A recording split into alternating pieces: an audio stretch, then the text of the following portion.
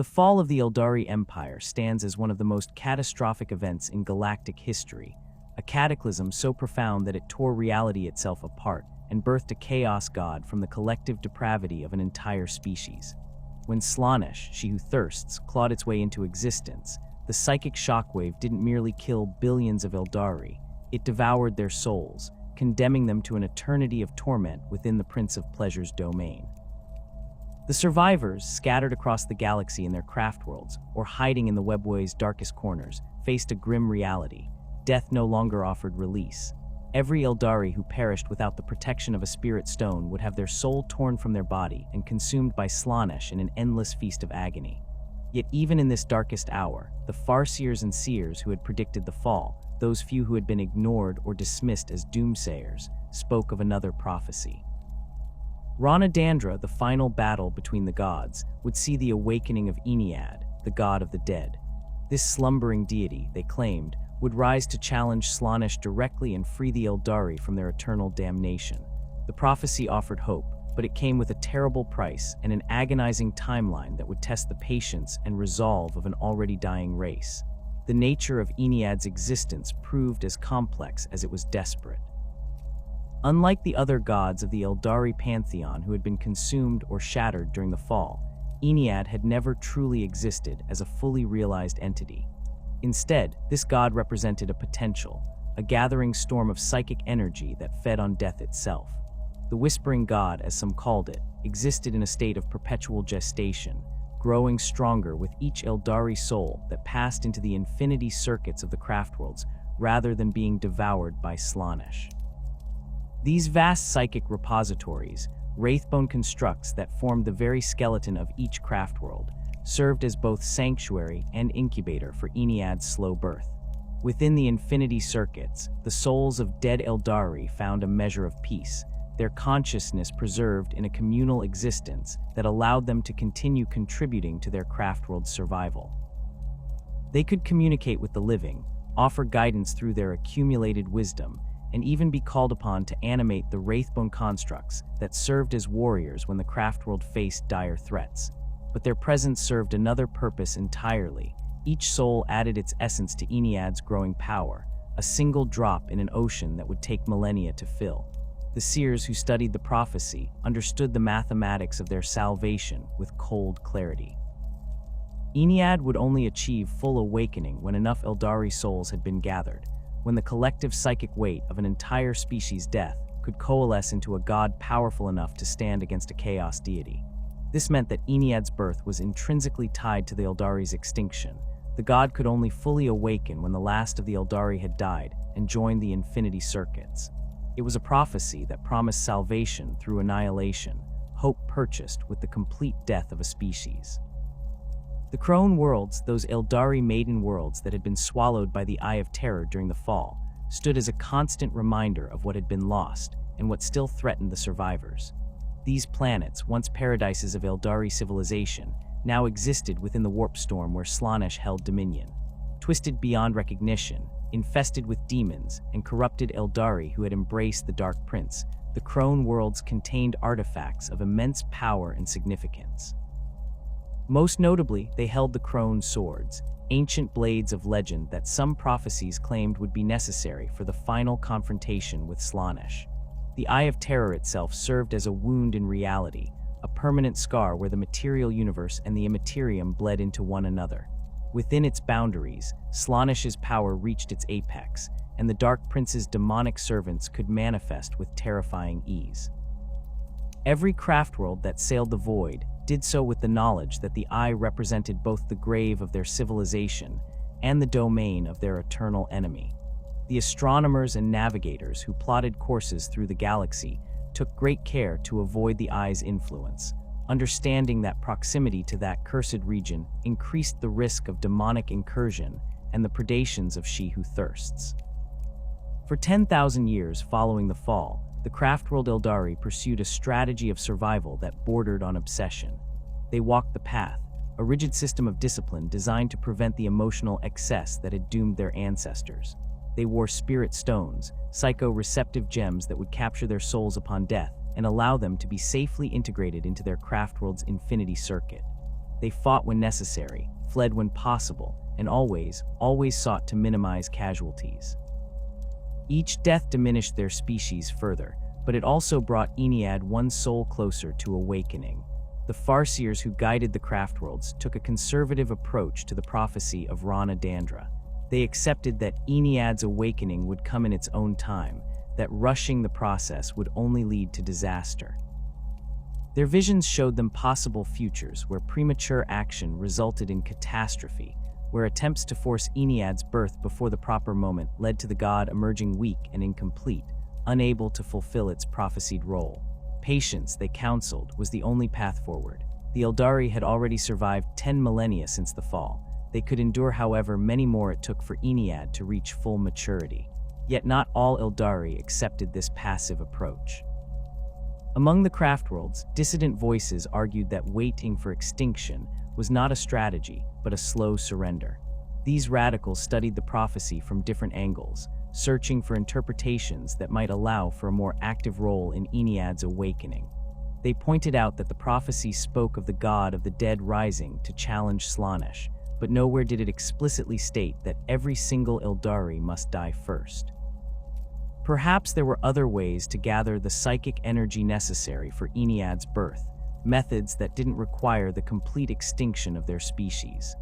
The Exodites, those Aeldari who had fled to primitive maiden worlds before the fall and rejected the technological sophistication of their kin, maintained their own interpretation of the prophecy. They believed that by living simple lives close to nature and the world spirits of their planets, they could avoid drawing Slaanesh's attention while still contributing to Ynnead's eventual awakening. Their dead fed the world's spirits, ancient entities that some scholars believed might themselves be fragments of the Aeldari pantheon or early manifestations of what would become Ynnead. The Harlequins, those enigmatic followers of Segorach the laughing god, possessed their own understanding of Rana-Dandra. They performed their elaborate dances and deadly pantomimes across the galaxy, acting out the great stories of the Aeldari past and the prophecies of their future. Among their most sacred performances was the Dance of Death, a representation of the final battle where Ynnead would face Slaanesh. The Harlequins claimed that their god, the only member of the Aeldari pantheon to have escaped Slaanesh's hunger through cunning and trickery, had his own role to play in the coming confrontation. They spoke of a grand cosmic joke, a punchline that would only become clear when all the pieces were in place.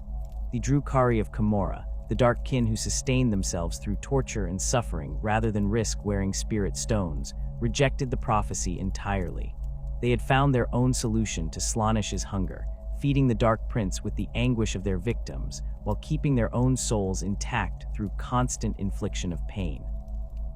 The idea of sacrificing themselves for Ynnead's awakening held no appeal for beings who had embraced monstrosity as a survival strategy. Yet even among the Drukhari, there were those who wondered if there might be another way, if the prophecy might offer an escape from their endless cycle of torture and paranoia. The accumulation of souls within the infinity circuits proceeded at its glacial pace, each craftworld becoming a repository of millions of Aeldari consciousnesses. The seers who communed with these circuits reported feeling something vast stirring in the depths, a presence that grew stronger with each passing century. The whispering god spoke to them in dreams and visions, showing them fragments of possible futures, hinting at the power it would wield when finally awakened. These communications were never clear or direct. Ynnead remained unborn, incomplete, capable only of the most basic forms of contact with the living. As the 41st millennium drew toward its close, the debate over Ynnead's awakening intensified. The Aeldari race continued to dwindle, their numbers depleted by constant warfare against the younger races, the predations of chaos, and the simple attrition of time. Some craftworlds had been destroyed entirely, their infinity circuits shattered, and their souls lost to Slaanesh despite all precautions. The patient approach advocated by the conservative Farseers began to seem less like wisdom and more like a path to oblivion. If the Aeldari went extinct before Ynnead could awaken, what would become of all those souls stored in the infinity circuits? Would they simply be absorbed by Slaanesh once there were no living Aeldari left to maintain the wraithbone structures that housed them? The questions surrounding Ynnead's awakening would find their answer not through patient waiting or careful planning, but through catastrophe and transformation. The catalyst would emerge from the most unlikely of sources, a single Aeldari whose life had taken her through every facet of her species' fractured existence, from the disciplined halls of a Craftworld to the blood-soaked arenas of Commorragh. Yvraine's journey from a Suriani warrior to prophet of the God of the Dead would shatter the assumptions of 10,000 years and force the Aeldari to confront a truth they had never considered. Ynnead would not wait for extinction to claim its power. Yvraine began her existence on Craftworld Biel-Tan, the most militant and uncompromising of all the surviving Craftworlds. Biel-Tan's inhabitants held to a vision of Aeldari supremacy that bordered on fanaticism, believing that their species would one day reclaim the galaxy from the younger races who had infested it during their decline. The Craftworld's aspect warriors trained with relentless dedication. Its autarchs planned campaigns of expansion and reconquest, and its seers studied the skeins of fate for opportunities to strike at the Aeldari's enemies. Into this culture of martial pride and barely restrained aggression, Yvraine was born and raised, walking the path of the warrior with the intensity expected of all Biel-Tan youth. The details of what drove Yvraine to abandon Biel-Tan remain fragmentary, known only through scattered accounts and her own cryptic references. What is certain is that she rejected the rigid structure of Craftworld life, finding the path too constraining and the endless cycle of discipline too suffocating. She became an outcast, one of those Aeldari who left their Craftworlds behind to seek their own destiny among the stars. Unlike those who simply wandered or sought solitude, Yvraine threw herself into the life of a corsair, joining one of the pirate fleets that raided across the galaxy with no allegiance to Craftworld or Cabal. As a corsair prince, Yvraine commanded her own vessel and crew, carving out a reputation for daring raids and ruthless efficiency. The corsair fleets existed in the spaces between Aeldari society, drawing members from Craftworlds, Exodite worlds, and occasionally even Commorragh itself. They raided Imperial shipping, struck at Orc settlements, and sometimes turned their weapons on other Aeldari when profit or survival demanded it. This life offered freedom from the path's restrictions, but came with its own dangers. Without the protection of a Craftworld's infinity circuit or the dark sustenance techniques of the Drukhari, corsairs walked a precarious line, their souls always at risk of Slaanesh's hunger. Yvraine's time as a corsair prince ended in betrayal and capture. The circumstances varied depending on which account one believed. Some claimed she was sold out by a rival prince seeking to eliminate competition.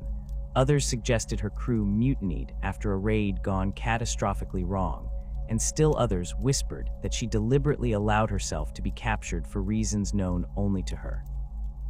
Regardless of how it happened, Yvraine found herself in chains and transported to Commorragh, the dark city hidden within the webway where the Drukhari had built their empire of suffering.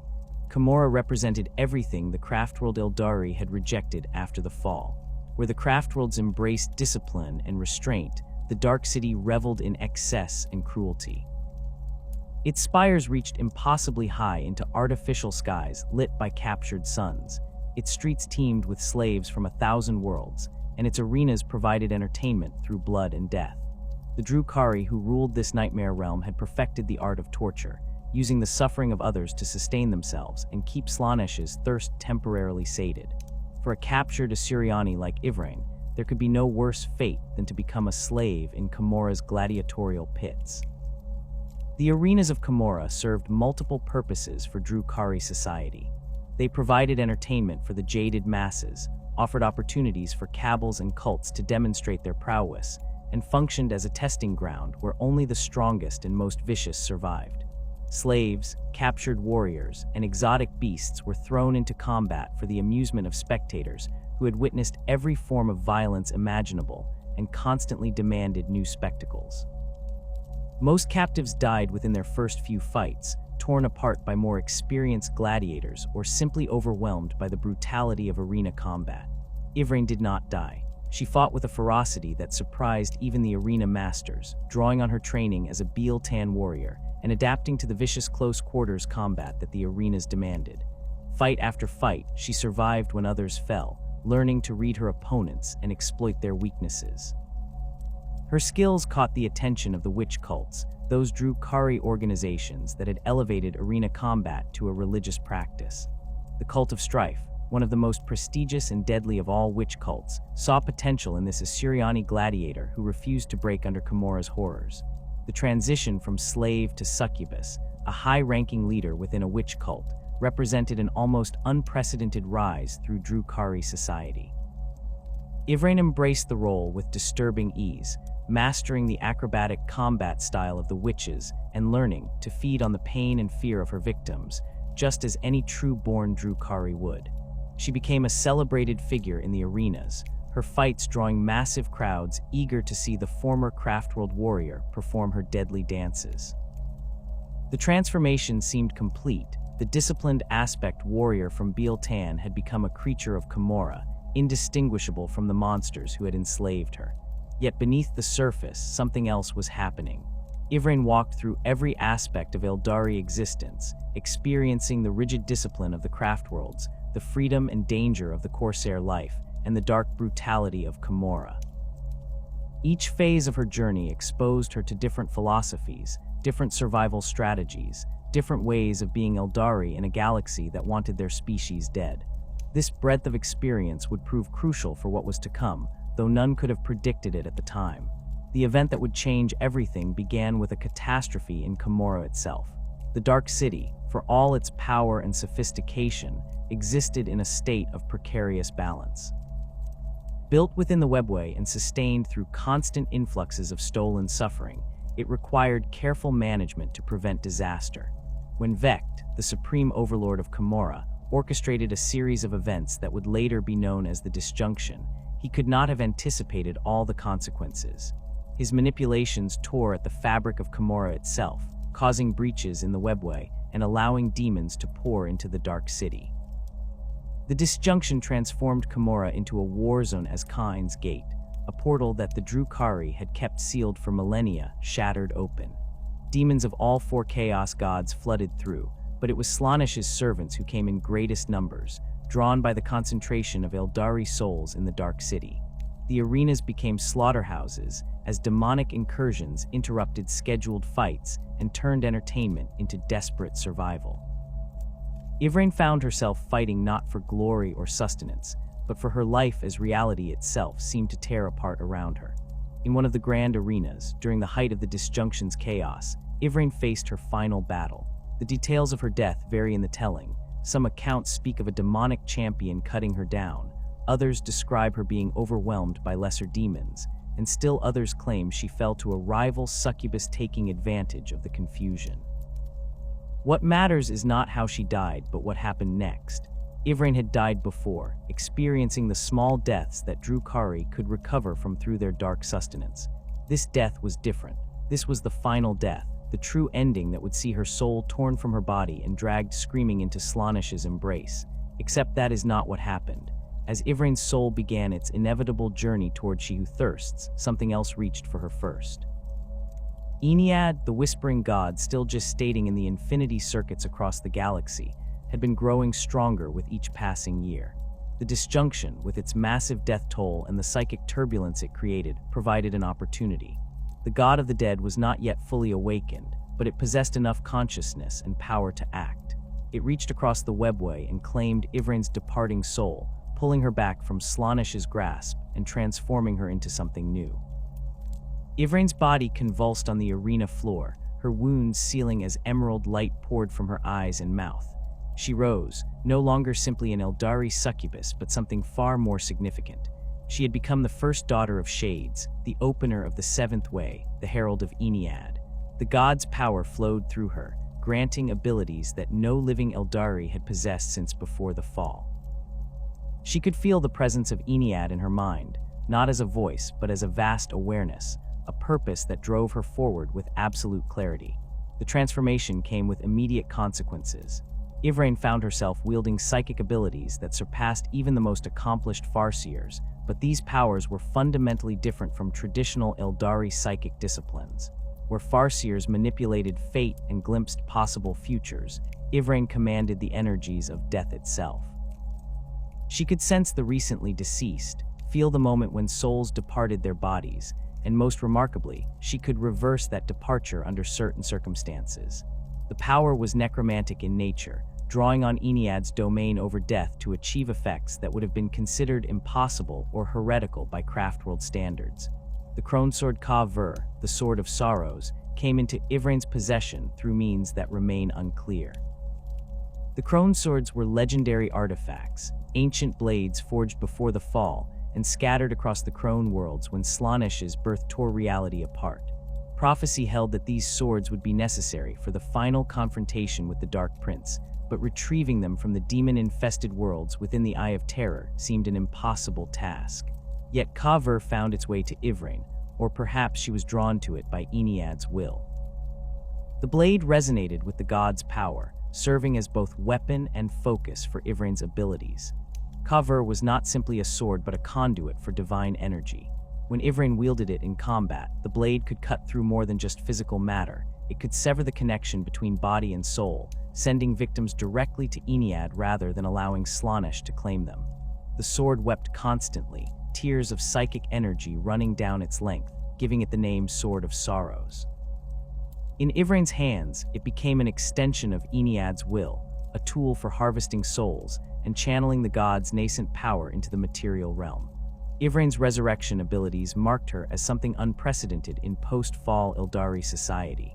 She could reach out to those who had died recently, before their souls had been fully claimed by Slaanesh or integrated into an infinity circuit, and pull them back to life.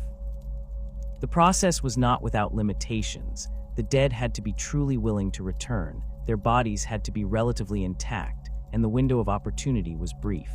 But when these conditions were met, Yvrain could restore life where before there had been only death and loss.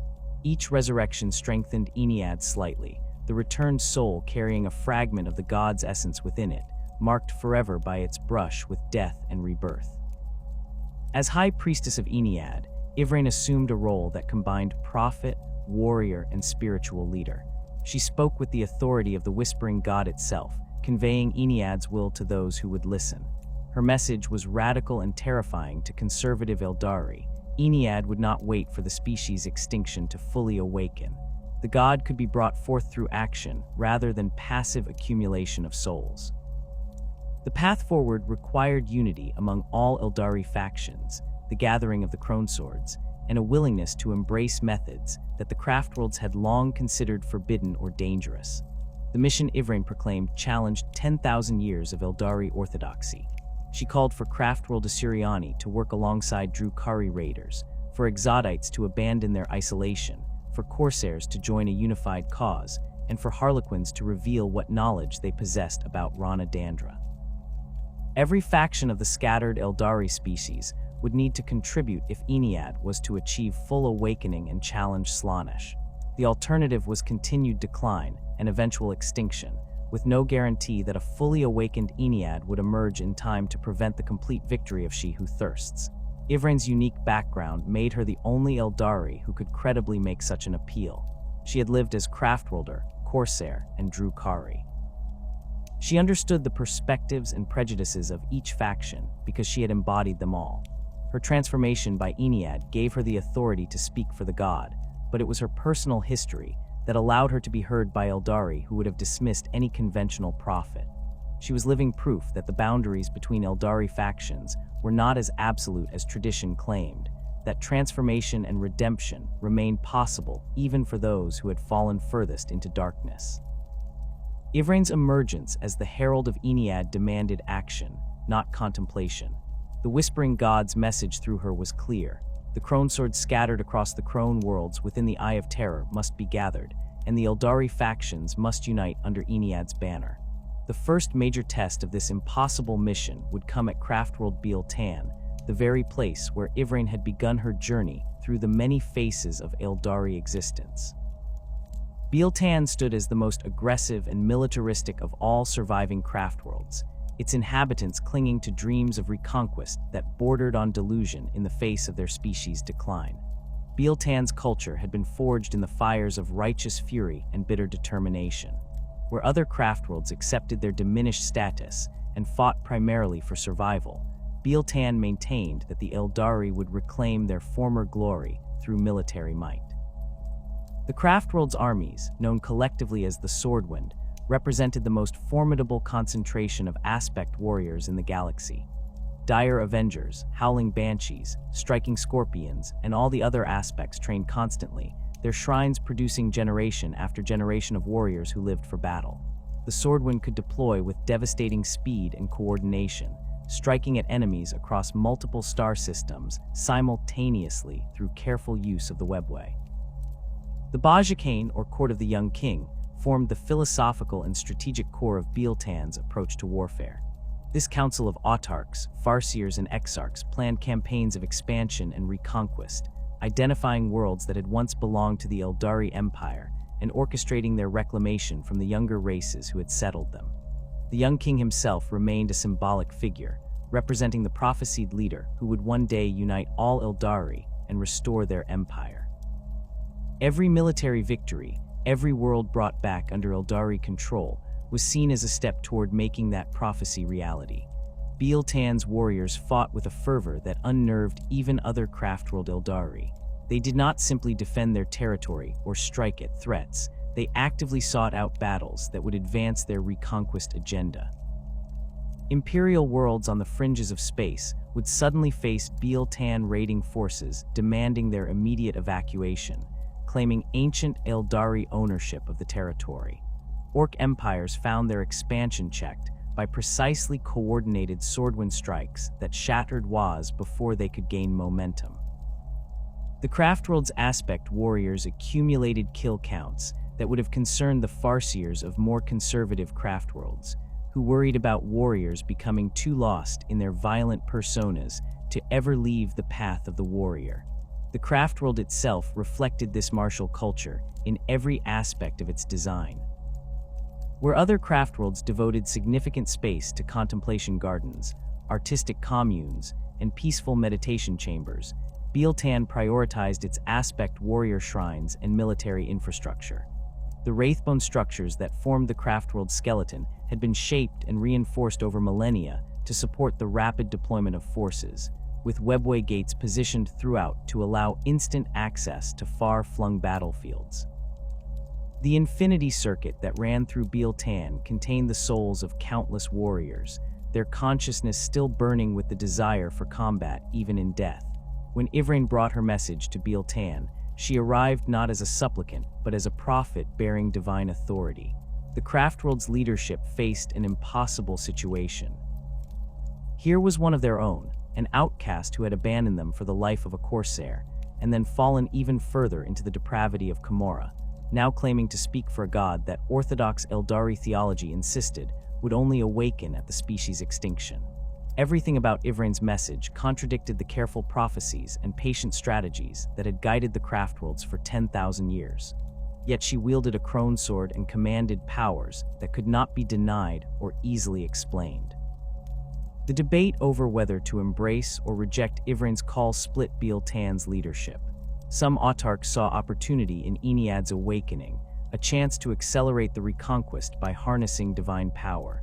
Others viewed the entire concept as heresy, a dangerous deviation from the path that would lead only to disaster.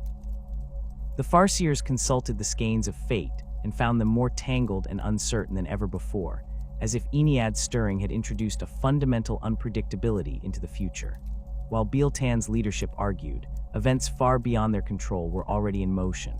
Slaanesh had not been idle while Ynnead gathered strength. The Dark Prince felt the stirring of its rival, sensed the threat that the god of the dead posed to its eternal feast of Aeldari souls.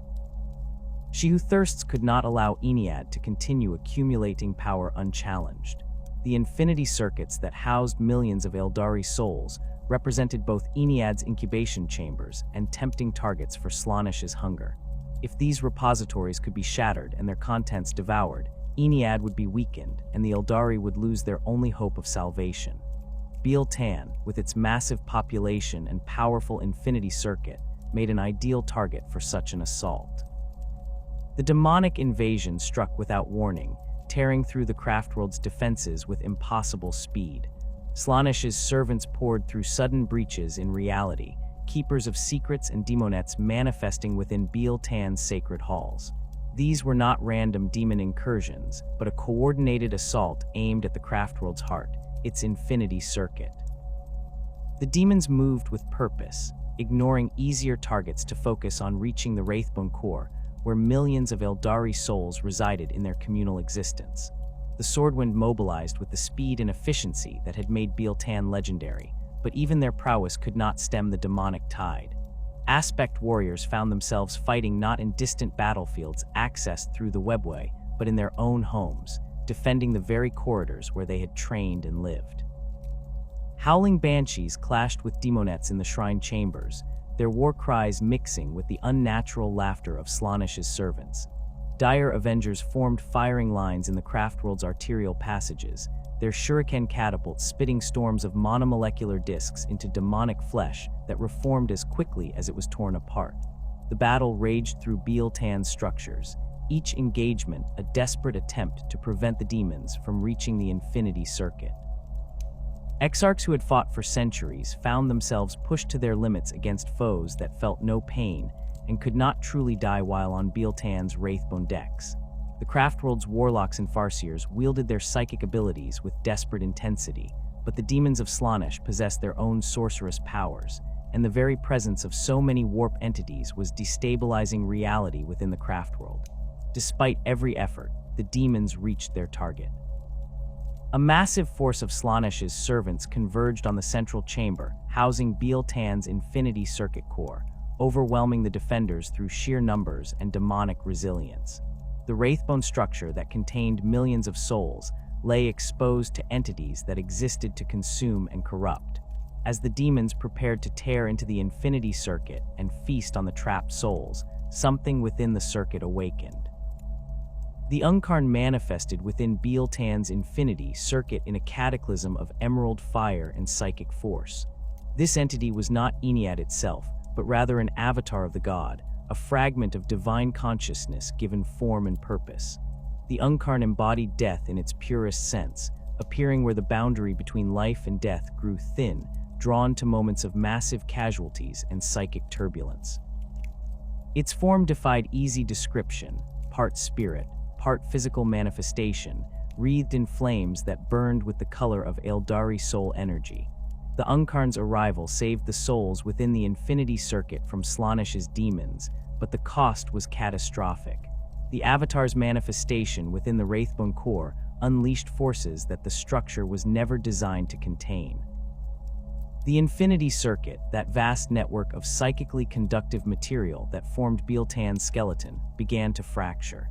Cracks spread through the Wraithbone like lightning, each split releasing bursts of soul energy and destabilizing the Craftworld's structural integrity. The demons were driven back or destroyed by the Yncarne's power, but the damage had been done. Biel-Tan shattered.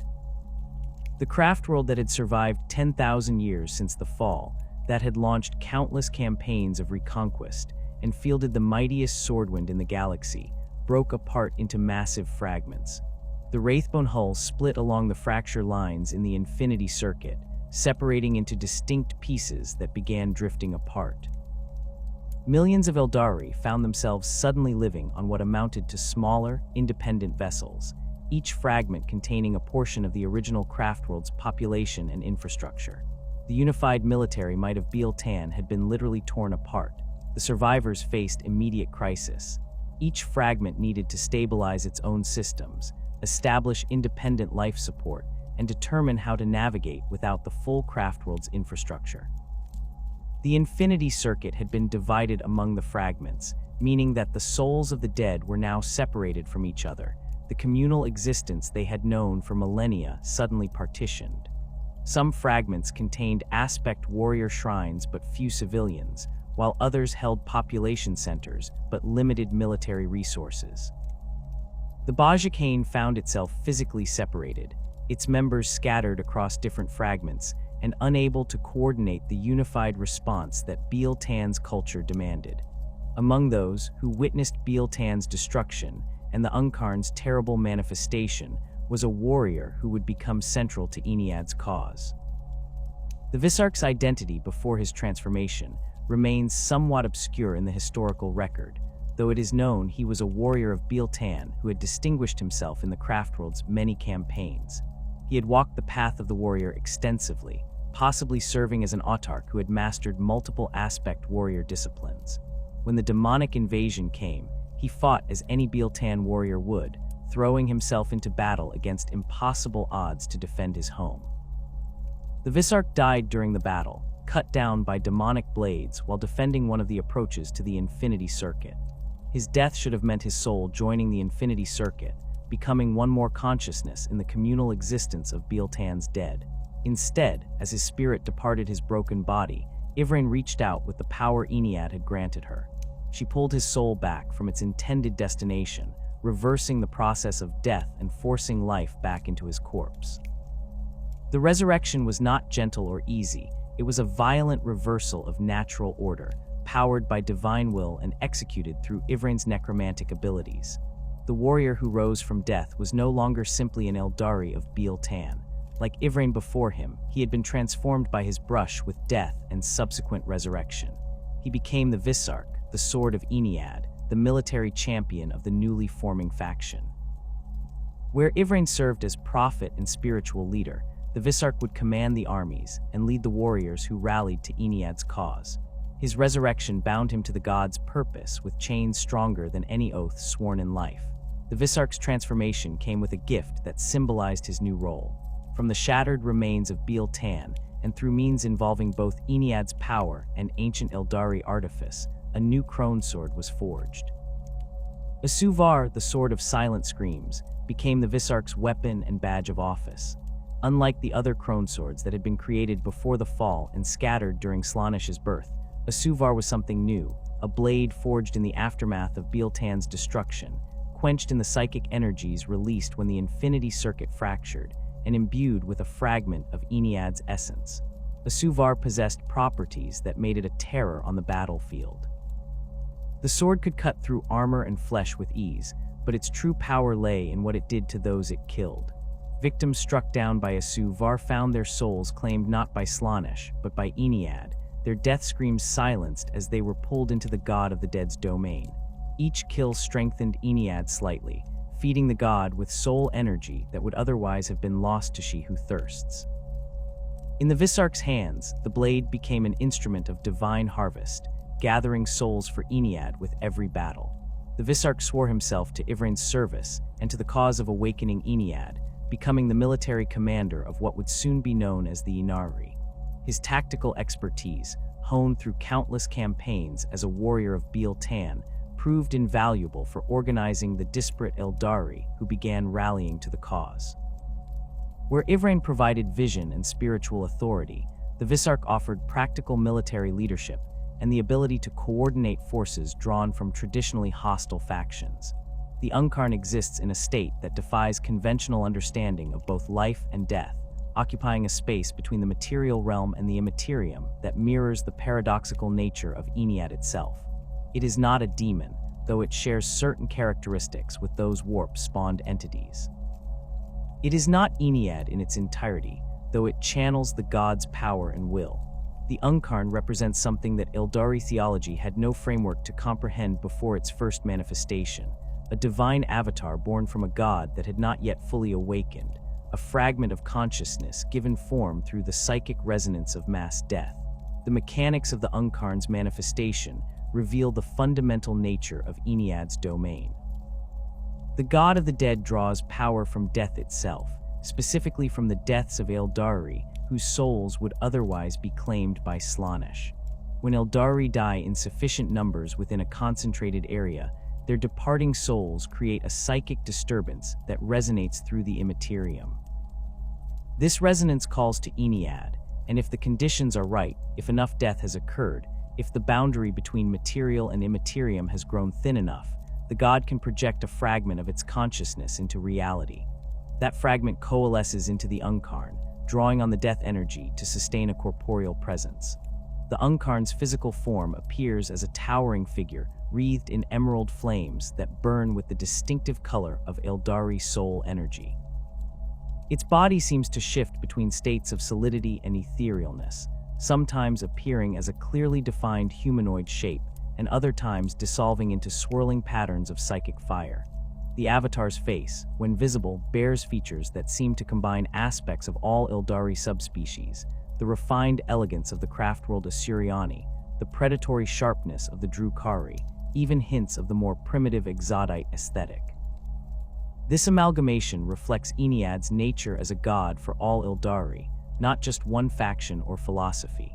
The Avatar's hands end in talons that can tear through ceramite and wraithbone with equal ease, and its movements possess a fluid grace that makes its combat style appear almost like a deadly dance. The emerald flames that surround the Yncarne are not merely decorative. They represent psychic energy in its rawest form, capable of burning through both physical matter and spiritual essence. These flames feed on death, growing brighter and more intense as casualties mount around the Avatar. In the midst of a major battle, the Yncarne can become a towering inferno of soul fire, visible for miles as it reaps its harvest.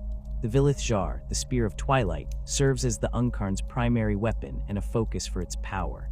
This artifact predates the Fall, though its origins remain obscure even to the most learned Aeldari scholars. Some accounts suggest it was forged during the War in Heaven, that ancient conflict between the Old Ones and the Necrons that shaped the galaxy long before humanity's rise. Others claim it was created by the Aeldari gods themselves as a weapon for use during Rana Dandra, the final battle prophesied to end all things.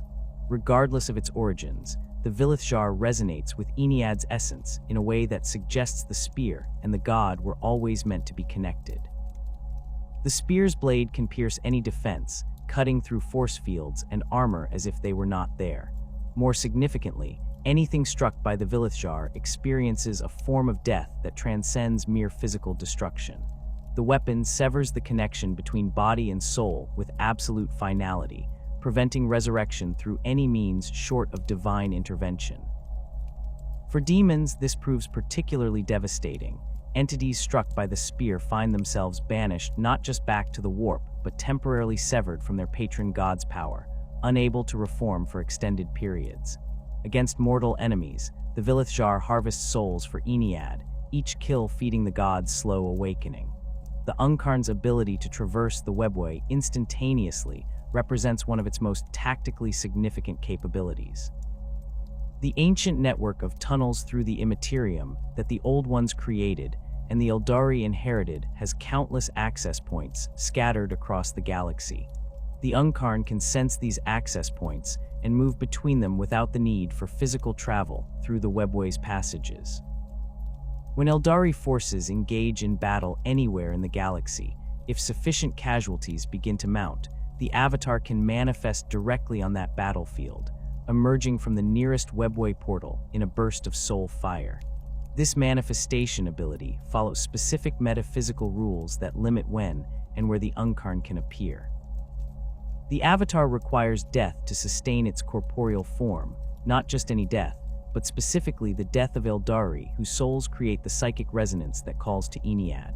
A handful of casualties will not suffice. The Yncarne manifests where dozens or hundreds of Aeldari die within a compressed timeframe.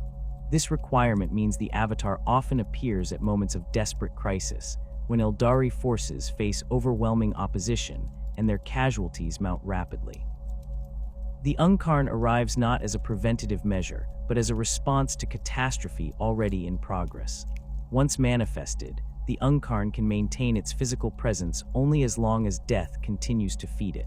In the midst of a major battle, with casualties mounting on all sides, the Avatar can remain corporeal for extended periods, its power growing with each soul that departs nearby.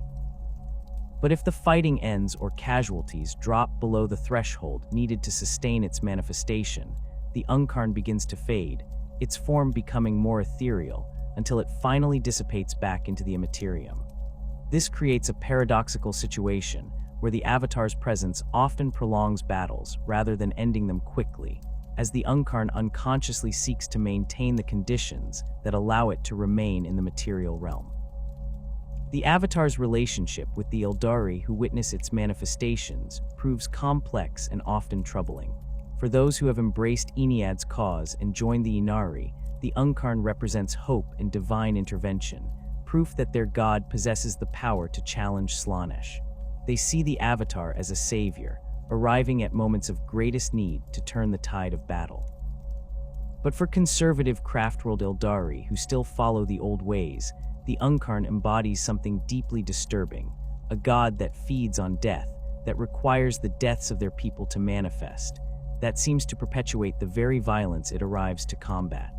The Yncarne's dual nature, as both salvation and harbinger of doom, becomes most apparent in how it affects the battles where it manifests. The Avatar's arrival can indeed turn the tide against enemies who were on the verge of overwhelming Aeldari forces.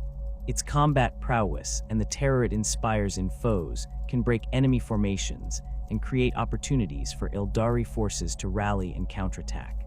Yet the Yncarne's presence also ensures that casualties will continue to mount, that the battle will grow more intense rather than resolving quickly.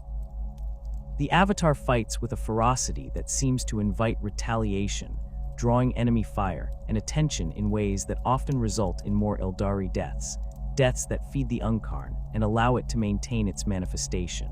The relationship between the Yncarne and the other surviving fragments of the Aeldari pantheon adds another layer of complexity to its nature. Kine, the bloody-handed god, was shattered during the fall when he attempted to defend the Aeldari from Slaanesh's birth. His fragments became the avatars of Kine that reside in Craftworld shrines, awakened during times of war to lead Aeldari forces into battle. The Yncarne and these avatars of Kine represent fundamentally different approaches to divine manifestation, where Kine's avatars are bound to specific locations and require ritual awakening.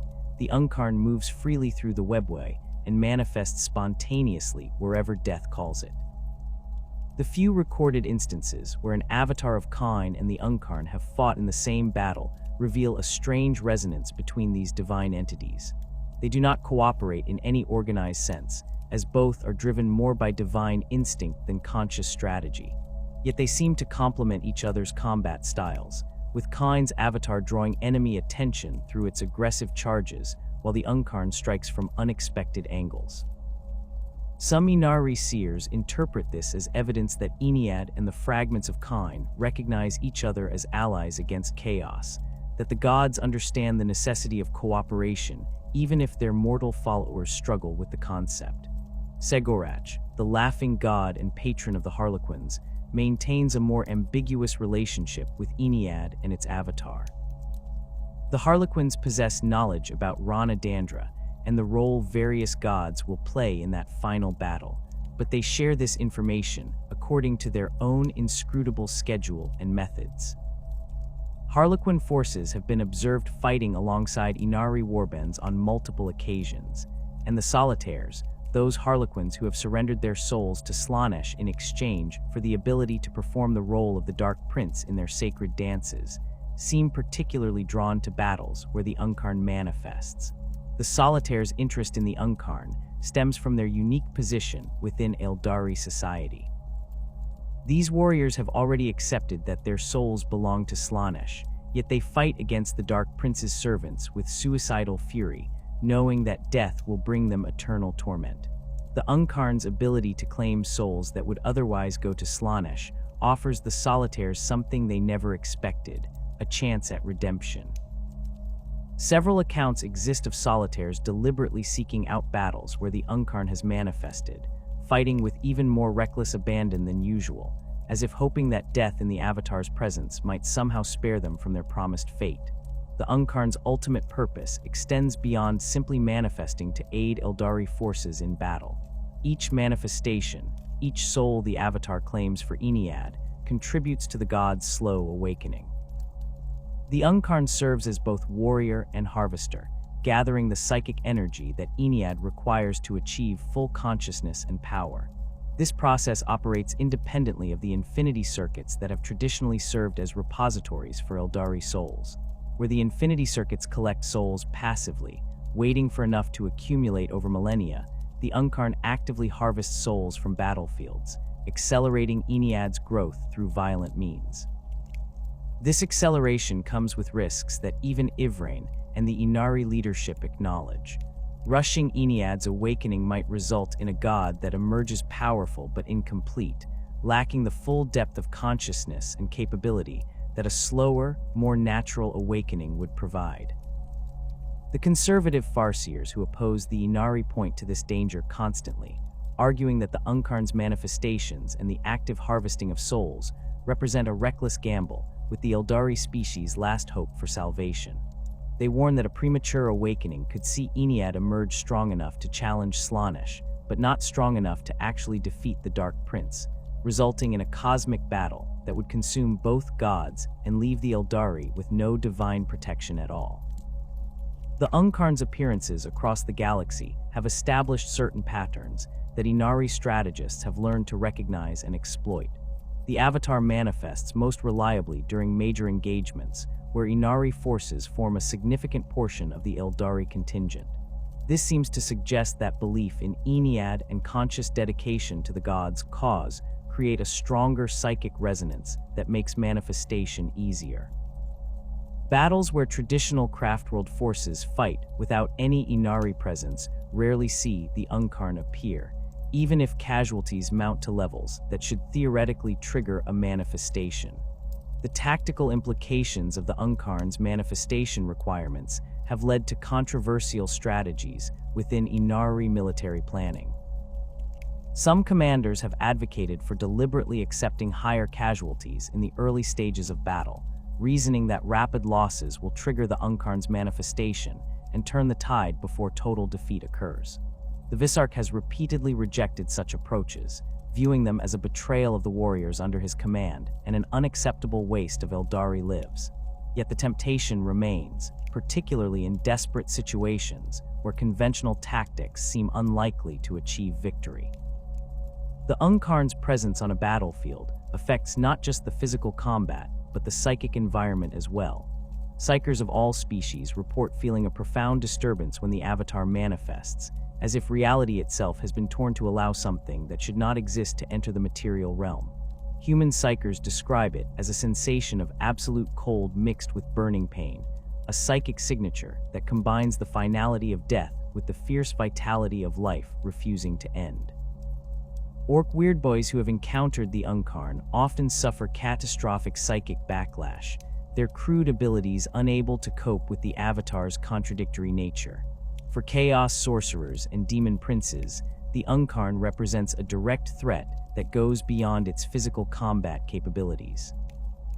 The Avatar's presence weakens the connection between warp entities and the material realm, making it harder for demons to maintain their corporeal forms and disrupting the flow of psychic energy that chaos psykers rely on.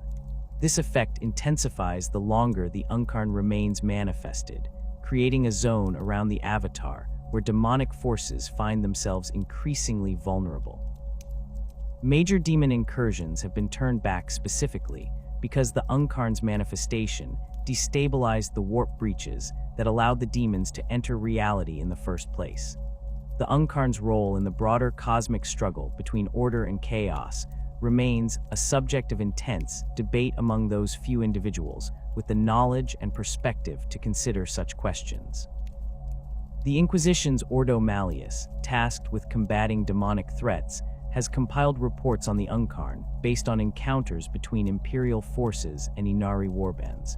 These reports struggle to classify the Avatar within existing Imperial theological frameworks. It is clearly not a demon of chaos, yet it shares certain characteristics with such entities. Some Inquisitors have argued that the Yncarne should be treated as a Xenos threat equivalent to a demon prince, while others suggest that its opposition to chaos makes it a potential ally, however distasteful such an alliance might be. The Avatar's manifestations continue to grow more frequent as the Ynnari expand their influence and more Aeldari join their cause. Each appearance adds to the growing body of knowledge about how the Yncarne operates, what conditions favor its manifestation, and what tactical options become available when the Avatar joins a battle. Yet mysteries remain. No one fully understands the consciousness that animates the Yncarne, whether it possesses independent thought or simply acts as an extension of Ynnead's will, whether it retains memories between manifestations or emerges fresh each time, whether it can communicate in any meaningful way or exists purely as a force of divine violence.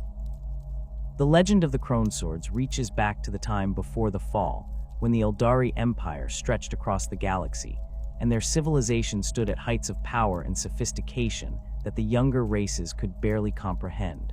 Moriheg, known as the Crone, held a position of particular significance within the Aeldari pantheon as the goddess of fate and keeper of forbidden knowledge.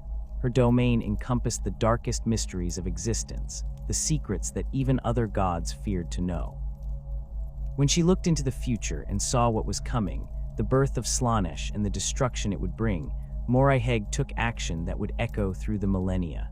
The goddess forged weapons of immense power, blades that could cut through the barriers between reality and the warp, swords capable of harming even the gods themselves. These Crone Swords were not mere physical weapons, but artifacts that existed simultaneously in the material realm and the immaterium, their blades sharp enough to sever the connection between a god and its domain.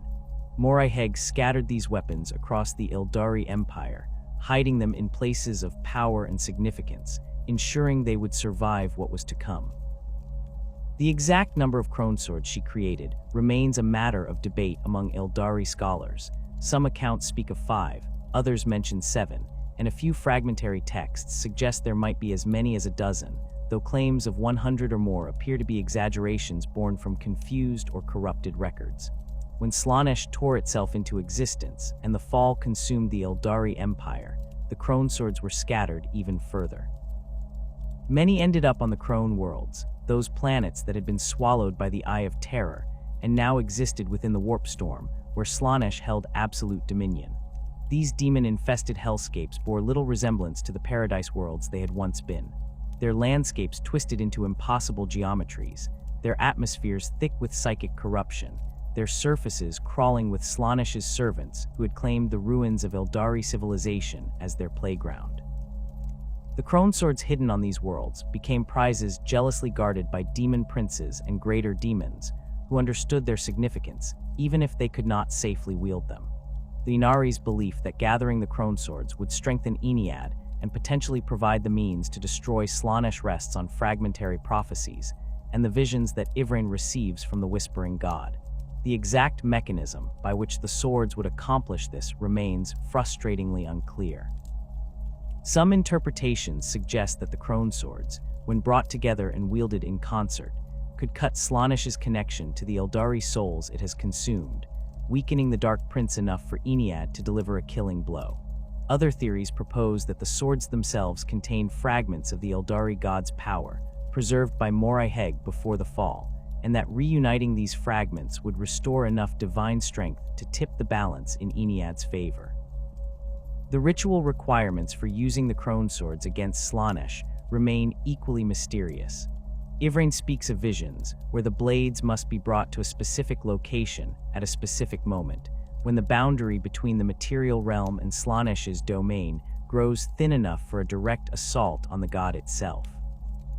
The Visarch has questioned whether such a moment would occur during Rana Dandra, the final battle prophesied in Aeldari mythology, or if it could be engineered through careful manipulation of circumstances. The Harlequins, who claim to understand the full scope of Rana Dandra's unfolding, refuse to provide clear answers, offering only cryptic performances and enigmatic statements that could be interpreted a dozen different ways. Yvraine herself wields Ka-Ver, the Sword of Sorrows, which came into her possession through circumstances that remain unclear even to her closest followers. The blade weeps constantly, tears of psychic energy running down its length and leaving trails of soul fire in its wake. When Yvraine strikes with Ka-Ver, the sword does more than simply cut flesh and bone. It severs the victim's connection to whatever afterlife awaited them, claiming their soul directly for Ynnead. Against demons of Slaanesh, the weapon proves particularly devastating, each strike causing the entity genuine pain rather than the temporary inconvenience that most physical weapons inflict on warp-spawned beings. The Visarch carries a Suvar, the Sword of Silent Screams, which represents something unique among the Crone Swords. Unlike the ancient blades forged by Moriheg before the fall, a Suvar came into existence in the aftermath of Biel-Tan's shattering. The exact process of its creation remains known only to Yvraine and the Visarch himself, though it clearly involved the tremendous psychic energies released when the Craftworld's infinity circuit fractured. The blade possesses a hungry quality that other crone swords lack, as if it seeks to prove itself worthy of standing alongside weapons forged by a goddess. When the Visarch kills with a Suvar, his victims' death screams are silenced before they can escape their throats, their souls pulled into Ynnead's domain so quickly that they have no time to experience the terror of being claimed.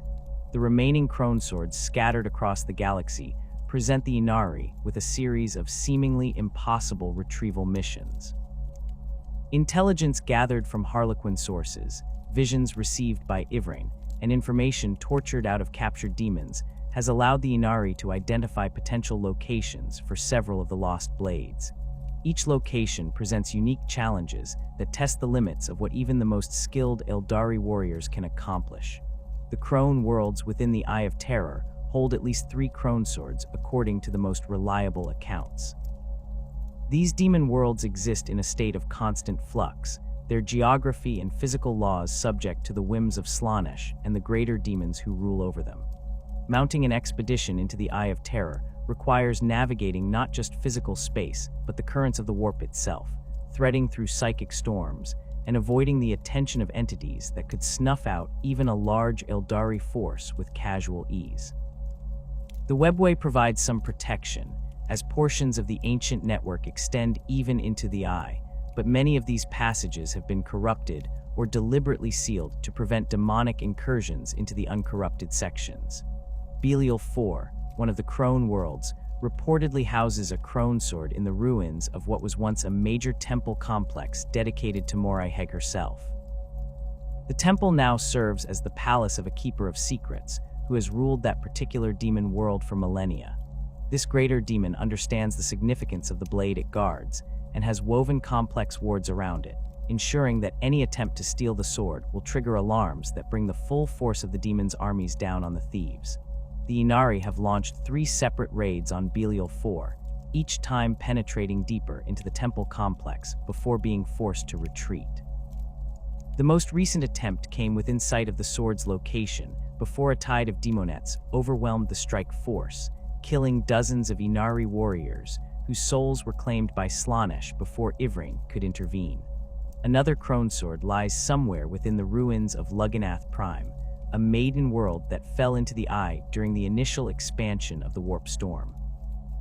Unlike many crone worlds that have been completely transformed by chaos, Lugganath Prime retains enough of its original structure that reconnaissance is possible. The world's forests still stand, though the trees now bear fruit that screams when picked, and their roots drink something other than water.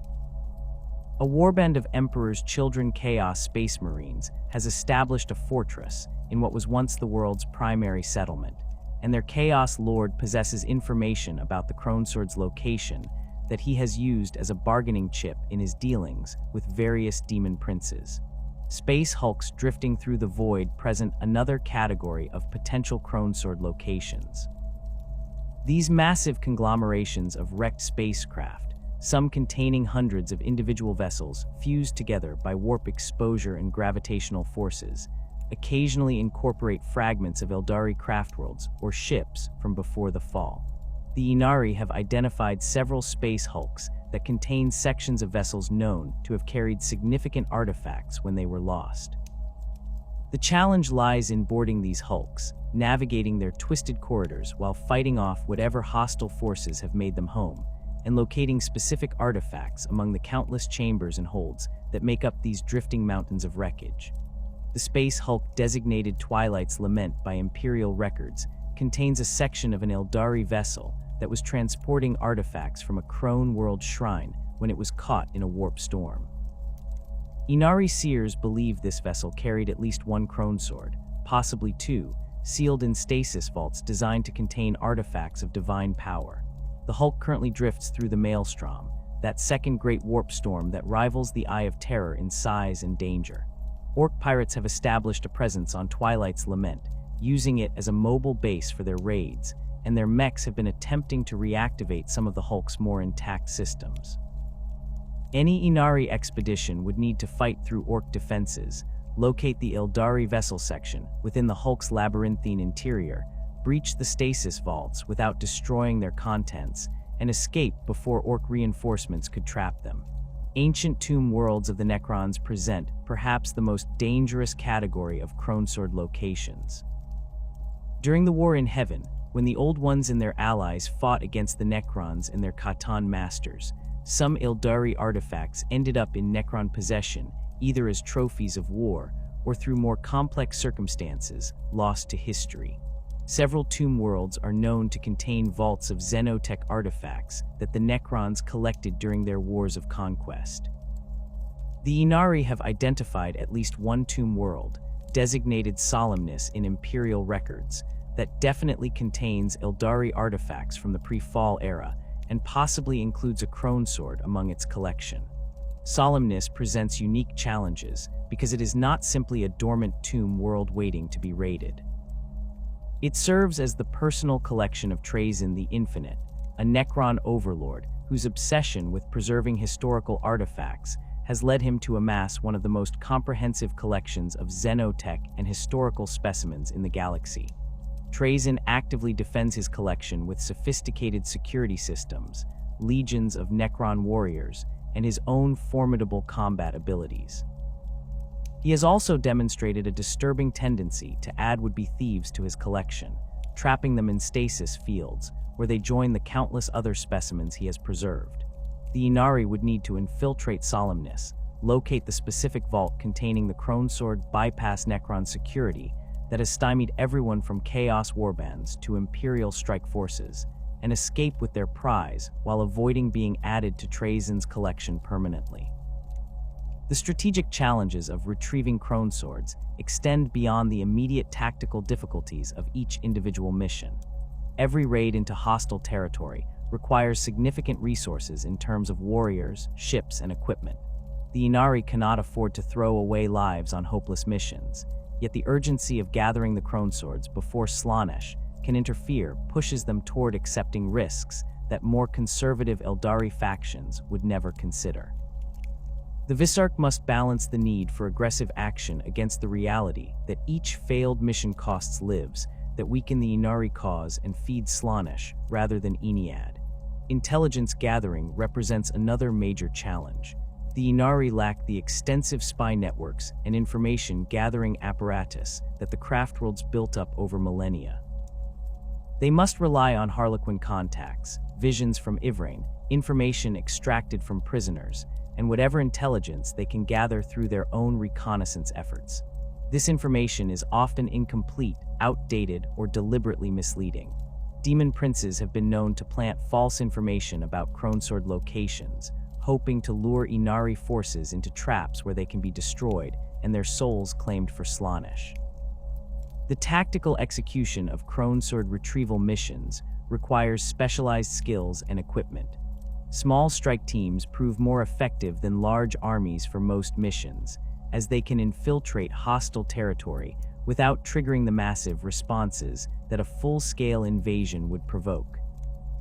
These teams typically include a mix of capabilities: Ynnari Reapers who can fight their way through enemy defenses, Rangers or former Drukhari scouts who excel at infiltration and reconnaissance, Warlocks or other Psykers who can sense the Cronesword's psychic signatures and counter enemy sorcery, and specialists who can bypass security systems or break into sealed vaults. The Webway provides crucial support for many Cronesword retrieval operations. The ancient network's passages extend throughout the galaxy, offering rapid transit between distant locations and the ability to bypass conventional defenses. However, the Webway is not the safe highway it once was. Sections have been damaged or corrupted, requiring careful navigation to avoid dead ends or passages that lead into demon-infested regions. The Drukhari control significant portions of the Webway and do not always cooperate with Ynnari requests for passage, even when both parties theoretically serve Ynnead's cause. Some Webway routes pass through territory claimed by the Harlequins, who grant or deny access according to their own inscrutable criteria. Timing considerations complicate mission planning further. Some Cronesword locations are only accessible during specific circumstances, when a space hulk's trajectory brings it close to a webway portal, when a tomb world's defensive systems undergo maintenance cycles, when demon world geography shifts into a configuration that allows infiltration. The Ynnari must maintain constant surveillance of known and suspected Kronesword locations, ready to launch operations on short notice when opportunities arise. This requirement strains their limited resources and forces difficult decisions about which opportunities to pursue and which to let pass. The Ynnari emerged not as a unified organization with clear hierarchies and established protocols, but as a desperate coalition of Aeldari who recognized that traditional approaches had failed their species. The composition of their warbands reflected this radical departure from 10,000 years of post-fall orthodoxy. Craftworld Asuryani, who had spent centuries walking the path, found themselves fighting alongside Yncarne, who had embraced torture as a way of life. Harlequins who served the Laughing God coordinated strikes with warriors who had abandoned their Craftworld's rigid disciplines. The very concept would have been unthinkable before Yvrain's resurrection and Ynnead's stirring, yet necessity forced these traditionally hostile factions to recognize their common cause. The Aspect warriors who joined the Ynnari made perhaps the most dramatic break with Craftworld tradition. The path of the warrior existed specifically to channel the Aeldari's capacity for violence into controlled, ritualized forms that could be set aside when not needed. An Aeldari would enter an Aspect shrine, don the war mask of that particular aspect, and become a focused instrument of destruction for a period before returning to civilian life and progressing to other paths. The system worked because it provided clear boundaries and the constant guidance of exarchs who had become so consumed by their aspect that they could never leave it. Joining the Ynnari meant abandoning these safeguards entirely. When an aspect warrior chose to follow Yvrain, they removed their shrine's war mask permanently and adopted the symbols of Ynnead instead.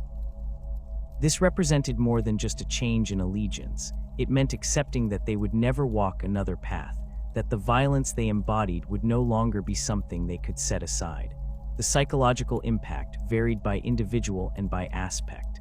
Dire Avengers, already the most balanced and versatile of the aspects, often adapted relatively smoothly to their new role. Howling Banshees and Striking Scorpions, whose aspects emphasized specific combat styles and emotional states, struggled more with losing the structure that had defined their warrior identity. The exarchs who joined the Ynnari brought critical combat experience and leadership capabilities, but their presence also highlighted the faction's theological contradictions. These warriors had already lost themselves so completely to their aspect that they could never remove their armor or set aside their weapons. They existed in a state of permanent warfare, their original personalities subsumed beneath the war mask they wore. Traditional Craftworld philosophy viewed this as a tragic but necessary sacrifice. The exarchs served as anchors for their shrines, living embodiments of their aspects' principles who could guide younger warriors. When exarchs abandoned their shrines to join the Ynnari, they severed connections that had existed for millennia, leaving their former shrines weakened and their Craftworlds questioning whether Ynnead's cause justified such losses. The Yncarne who flocked to Yvrain's banner came seeking redemption from lives spent inflicting suffering on others. These were not the most powerful archons or succubi who ruled Comora's upper spires, but rather warriors from lesser cabals, members of witch cults who had grown weary of the endless cycle of torture and paranoia, and Cabalite warriors who recognized that their current existence offered no future beyond eventual betrayal and consumption. The transition from Yncarne to Ynnari proved psychologically traumatic in ways that outsiders rarely understood. These Aeldari had sustained themselves for centuries or millennia by feeding on the suffering of others, using pain to keep Slaanesh's thirst temporarily sated. Embracing Ynnead meant accepting spirit stones and trusting that the god would protect their souls, a leap of faith that went against every survival instinct Comora had taught them. The Yncarne converts brought skills that the Craftworld Asuryani lacked. They understood treachery and misdirection in ways that even the most experienced Craftworld rangers could not match. Their knowledge of Comora's politics and the Webway's darker passages proved invaluable for planning operations that required moving through territory the Craftworlds had abandoned millennia ago. Their willingness to employ tactics that Craftworld warriors would consider dishonorable, poison, torture for information, deliberate targeting of civilians to create chaos, gave the Ynnari options that purely Asuryani forces would never consider. Yet this ruthlessness created constant tension within mixed warbands, as Craftworld warriors struggled to accept methods they had been taught to view as the depths of depravity. The cabals and witch cults that declared for Ynnead did so as collective organizations rather than through individual defections. The Cult of Strife, where Yvraine had once served as succubus, contributed significant numbers of witches and blood brides to the Ynnari cause. These warrior acrobats brought their distinctive combat style, built around speed and precision rather than raw power, and their performances in the arenas had taught them to fight as much for psychological effect as for pure lethality.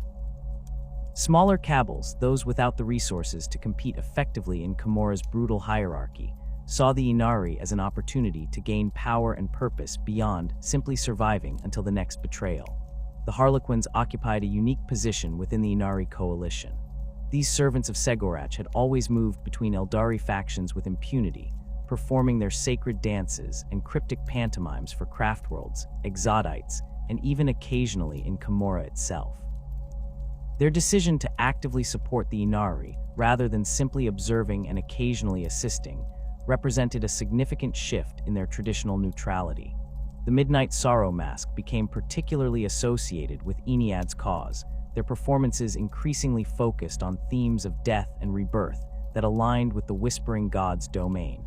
The death jesters from various masks brought capabilities that proved crucial for the Ynnari's operations. These Harlequins specialized in ranged combat and psychological warfare, their weapons designed to kill in ways that created maximum terror among witnesses. A death jester's shrieker cannon fired rounds that screamed as they flew and caused victims to die in spectacular, horrifying fashion. When deployed alongside Ynnari forces, death jesters targeted enemy leaders and specialists, their kills serving both tactical purposes and sending messages about the futility of resisting Ynnead's will. The solitaires who fought alongside the Ynnari did so for intensely personal reasons. These individuals had surrendered their souls to Slaanesh in exchange for the ability to perform the role of the Dark Prince in the Harlequins' greatest performances. They fought with suicidal fury, knowing that death would bring them eternal torment in Slaanesh's realm. The Yncarne's ability to claim souls that would otherwise go to she, who thirsts offered solitaires something they had never expected, a chance that death in service to Ynnead might spare them from their promised fate. This possibility drove them to seek out the most dangerous missions and the deadliest opponents, hoping that dying in the god's presence might somehow constitute redemption. The organizational structure of Ynnari warbands reflected their diverse composition and the need to integrate radically different military traditions. The Visarch served as supreme military commander, but he could not simply impose Craftworld-style discipline on forces that included Drukhari pirates and Harlequin performers. Instead, Ynnari warbands developed a flexible command structure that allowed each component to operate according to its own tactical doctrine while maintaining overall coordination toward shared objectives. A typical Ynnari strike force might include a corps of former aspect warriors providing disciplined firepower and close combat capability, supported by Drukhari specialists who handled infiltration and intelligence gathering, with Harlequin elements serving as rapid reaction forces and psychological warfare assets. The warband's commander, whether an autarch who had joined the Ynnari or a former Drukhari leader who had proven their commitment to the cause, needed to understand all three military traditions well enough to deploy each element effectively. The Reborn represented a distinct category within Ynnari forces, those who had died and been resurrected by Yvraine's power. These warriors carried a fragment of Ynnead within them, marked permanently by their brush with death and return to life. The experience changed them in ways that went beyond simple psychological trauma. Reborn warriors reported feeling a constant awareness of Ynnead's presence, a connection to the god that guided their actions and sometimes granted them insights or abilities they had not possessed before death. Other Ynnari treated the Reborn with a mixture of reverence and unease, recognizing them as living proof of Ynnead's power while also finding their altered nature disturbing. The theological schism that the Ynnari created within Aeldari society went far deeper than simple disagreements over military strategy or political allegiance. The conservative factions, particularly among the Craftworld Farseers, viewed the Ynnari as heretics who threatened to destroy the careful balance that had preserved the Aeldari species for 10,000 years. These traditionalists argued that Ynnead's premature awakening risked creating a god too weak to actually defeat Slaanesh, that rushing the process would waste the accumulated souls of millennia and leave the Aeldari with no divine protection at all. The accusations of heresy focused on several specific points. First, the Ynnari's active harvesting of souls through the Yncarne's manifestations contradicted the passive accumulation strategy that had guided Craftworld policy since the fall. Second, their willingness to work with Drukhari and accept these torturers and murderers as equals violated fundamental principles about the path and the necessity of restraint. Third, their raids into the Eye of Terror and other demon-infested regions to retrieve crone swords represented reckless endangerment of Aeldari lives for uncertain gain. Each of these criticisms carried weight, and the Ynnari could not simply dismiss them as the complaints of hidebound conservatives. The counter-argument that Ynnari supporters made emphasized the existential crisis facing the Aeldari species. The traditional approach had preserved them for 10 millennia, yes, but in that time their numbers had continued to dwindle, and their position in the galaxy had grown steadily weaker. Craftworlds had been destroyed, their infinity circuits shattered, and their souls lost to Slaanesh despite all precautions. The Drukhari solution of sustaining themselves through torture was morally monstrous and ultimately unsustainable. The Exodites' isolation left them vulnerable to threats they could not handle alone. Something had to change, and Ynnead's stirring offered the first real hope for a different future in 10,000 years. The split manifested differently across various Craftworlds. Biel-Tan's shattering had created a situation where some fragments embraced the Ynnari cause, while others rejected it entirely, leading to the bizarre spectacle of different pieces of the same Craftworld pursuing opposite strategies. Ulthwi, the Craftworld closest to the Eye of Terror and most focused on combating chaos, found itself deeply divided between Farseers who saw Ynnead as a necessary weapon against the dark gods, and those who feared that hasty action would doom them all. Yncarne, still recovering from its near destruction by Hive Fleet Kraken and heavily dependent on Wraith constructs animated by souls from its infinity circuit, worried that the Ynnari's soul harvesting would deplete the reserves needed to maintain these defenses. Aeldari produced some of the Ynnari's most dedicated supporters, despite the Craftworld's reputation for conservative adherence to the path. The large ranger population that Aeldari maintained, Aeldari, who had left the Craftworld to wander the galaxy as scouts and explorers, proved particularly receptive to Ivrain's message. These individuals had already chosen to live outside the path's strict structure, and many had witnessed firsthand the Aeldari's declining position in the galaxy.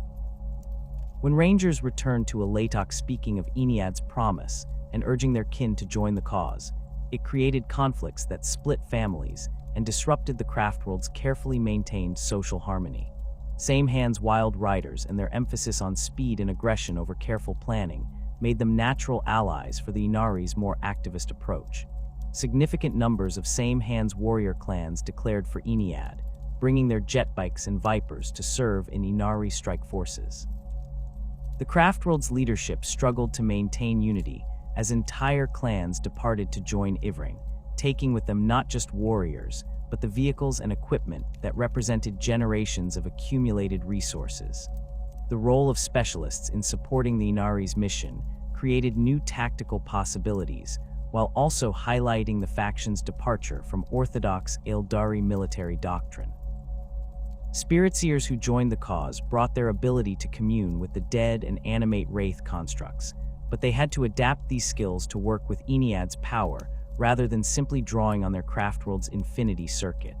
These Spiritseers reported that the dead who had touched Ynnead's essence, whether through being reborn or through dying in the Yncarne's presence, responded differently to their calls. The Wraith constructs animated by such souls fought with unusual aggression and seemed to possess greater autonomy than traditional Wraith Guard or Wraith Lords. The homunculi who converted to the Ynnari cause represented perhaps the most controversial additions to the faction. These masters of flesh crafting had spent centuries or millennia perfecting the art of rebuilding Drukhari bodies and creating grotesque weapons from living tissue. Their knowledge of Aeldari physiology and their ability to repair even catastrophic injuries proved invaluable for keeping Ynnari warriors alive, but their presence disturbed many Craftworld Aeldari who viewed the homunculi's arts as abominations.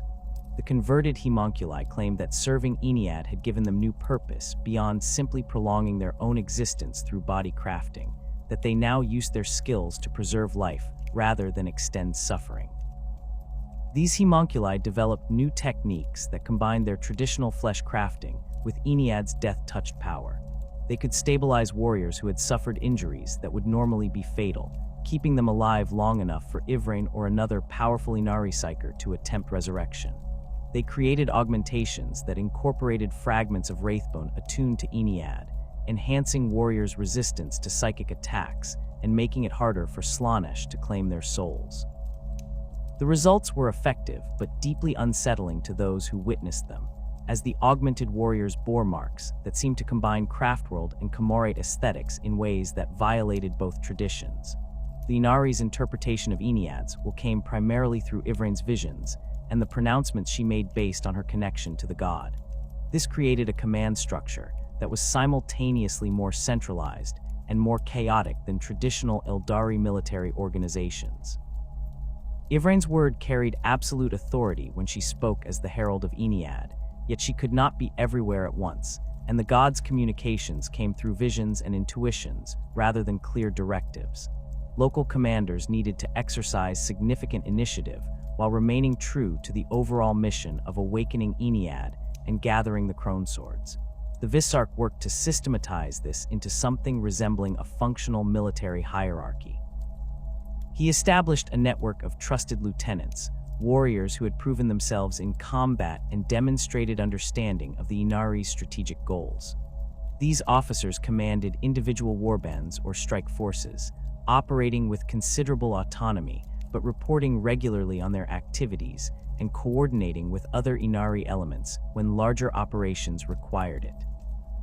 The system worked imperfectly, as the diverse backgrounds of Ynnari warriors meant that different units had radically different ideas about acceptable tactics and operational security. The question of how to integrate new recruits into Ynnari forces required careful consideration. Warriors who abandoned their craftworlds or cabals to join the cause brought their existing skills and equipment, but they also carried the prejudices and assumptions of their former factions. Former aspect warriors expected clear chains of command and well-defined objectives. Drukhari converts anticipated betrayal and looked for opportunities to advance their personal position. Harlequins operated according to their mask's traditions and the Laughing God's inscrutable plans. Melding these groups into cohesive units that could trust each other in combat demanded constant attention from leaders who understood all three military cultures. Training exercises became crucial for building this trust and developing shared tactical language. Ynnari warbands conducted joint operations against minor threats, using these engagements to practice coordination and learn each other's capabilities. A Craftworld warrior needed to understand that when their Drukhari squadmate disappeared during an assault, they were likely flanking the enemy rather than abandoning the fight. Drukhari converts had to learn that aspect warriors would hold their positions even under overwhelming fire, that their discipline was genuine rather than a facade concealing cowardice. Harlequins needed to communicate their intentions more clearly than their traditional cryptic style allowed, as warriors unfamiliar with their methods could not interpret their symbolic gestures and coded performances. The Ynnari's growing presence across the galaxy forced other factions to develop responses to this new power. Imperial commanders who encountered Ynnari forces struggled to classify them within existing threat assessment frameworks. These were clearly Aeldari, and therefore Xenos, but they fought against chaos with a dedication that matched the Imperium's own crusades against the ruinous powers. Some inquisitors advocated for temporary alliances when facing common enemies, while others insisted that any cooperation with Xenos constituted heresy regardless of circumstances. The 13th Black Crusade erupted from the Eye of Terror with a fury that dwarfed all previous attempts by Abaddon the Despoiler to break the Imperium's defenses. For 10,000 years, the War Master of Chaos had launched 12 major offensives against the Cadian Gate, that narrow corridor of stable space between the Eye of Terror and the wider galaxy. Each time, Imperial forces had turned him back at tremendous cost. The 13th Black Crusade would be different. Abaddon had spent millennia gathering artifacts of power, forging alliances among the Chaos God's servants, and preparing for a final assault that would shatter the Imperium's defenses permanently. The Blackstone fortresses he had captured and corrupted served as the spearhead of his attack, ancient weapons from the war in heaven, turned against the Imperium that had failed to understand their true purpose. Cadia stood as humanity's fortress world, a planet whose entire civilization existed to produce soldiers and maintain the defenses that held back the tide of chaos. Generations of Cadians had been born, trained, and died in the endless war against the Eye of Terror's denizens. The planet's strategic position made it irreplaceable. If Cadia fell, the relatively stable corridor it guarded would collapse, allowing chaos forces to pour into the Imperium's territory without the choke point that had constrained them for millennia. The Cadian High Command understood this reality with cold clarity. They would hold or they would die, and likely both. The fighting on Cadia's surface reached levels of intensity that tested even the legendary discipline of Cadian shock troops. Chaos Space Marines from every traitor legion descended on the planet, supported by demon engines, cultist hordes, and actual demonic incursions as the barrier between reality and the warp grew dangerously thin. The Imperial forces defending Cadia included not just local PDF and Guard regiments, but Space Marine chapters, Titan legions, and even a significant detachment of the Adeptus Mechanicus, who recognized that losing Cadia would doom Forge worlds across the sector. Saint Celestine herself manifested to lead the defenders, her presence a beacon of hope amid the apocalyptic carnage. The Aeldari watched these events with growing alarm. The seers of multiple craftworlds had foreseen catastrophe brewing around Cadia, though the details remained frustratingly unclear. What they understood with certainty was that if Abaddon succeeded in whatever he planned, the consequences would affect not just humanity, but every species in the galaxy. The barrier between the material realm and the immaterium was already strained to breaking point. The sheer concentration of violence and death around Cadia, combined with the Chaos Force's deliberate rituals and the presence of the corrupted Blackstone fortresses, threatened to tear reality itself apart. Yvraine received visions of what was coming weeks before Abaddon made his final move. She saw Cadia breaking apart, not from conventional bombardment, but from something far more catastrophic. She witnessed the birth of a wound in reality that would split the galaxy in two, a warp storm of such magnitude that it would make the Eye of Terror seem small by comparison. Most significantly, she saw opportunity amid the chaos. The psychic turbulence and mass death that would accompany Cadia's fall would create conditions where Ynnead's power could manifest more strongly than ever before. The Yncarne would be drawn to such carnage like a moth to flame, and the souls of dying Aeldari across the galaxy would cry out in a chorus that might push the Whispering God closer to full awakening. The Ynnari could not prevent what was coming to Cadia. They lacked the numbers to effect a battle of such scale, and Yvraine's visions suggested that the fall of Cadia was inevitable regardless of intervention, but they could position themselves to exploit the aftermath. The visions showed Yvraine something else, a thread of possibility that led through the coming catastrophe to an outcome that might change everything. On Macragge, the homeworld of the Ultramarines, a Primarch lay in stasis. Robute Guilliman had been mortally wounded by the demon Primarch Fulgrim millennia ago, his body preserved in a stasis field within the Fortress of Hera, where pilgrims came to venerate him. The Primarch was not quite dead, but not truly alive, trapped in a state between existence and oblivion. Yvraine's visions connected these seemingly unrelated elements into a pattern. The fall of Cadia would create the psychic conditions necessary for what came next.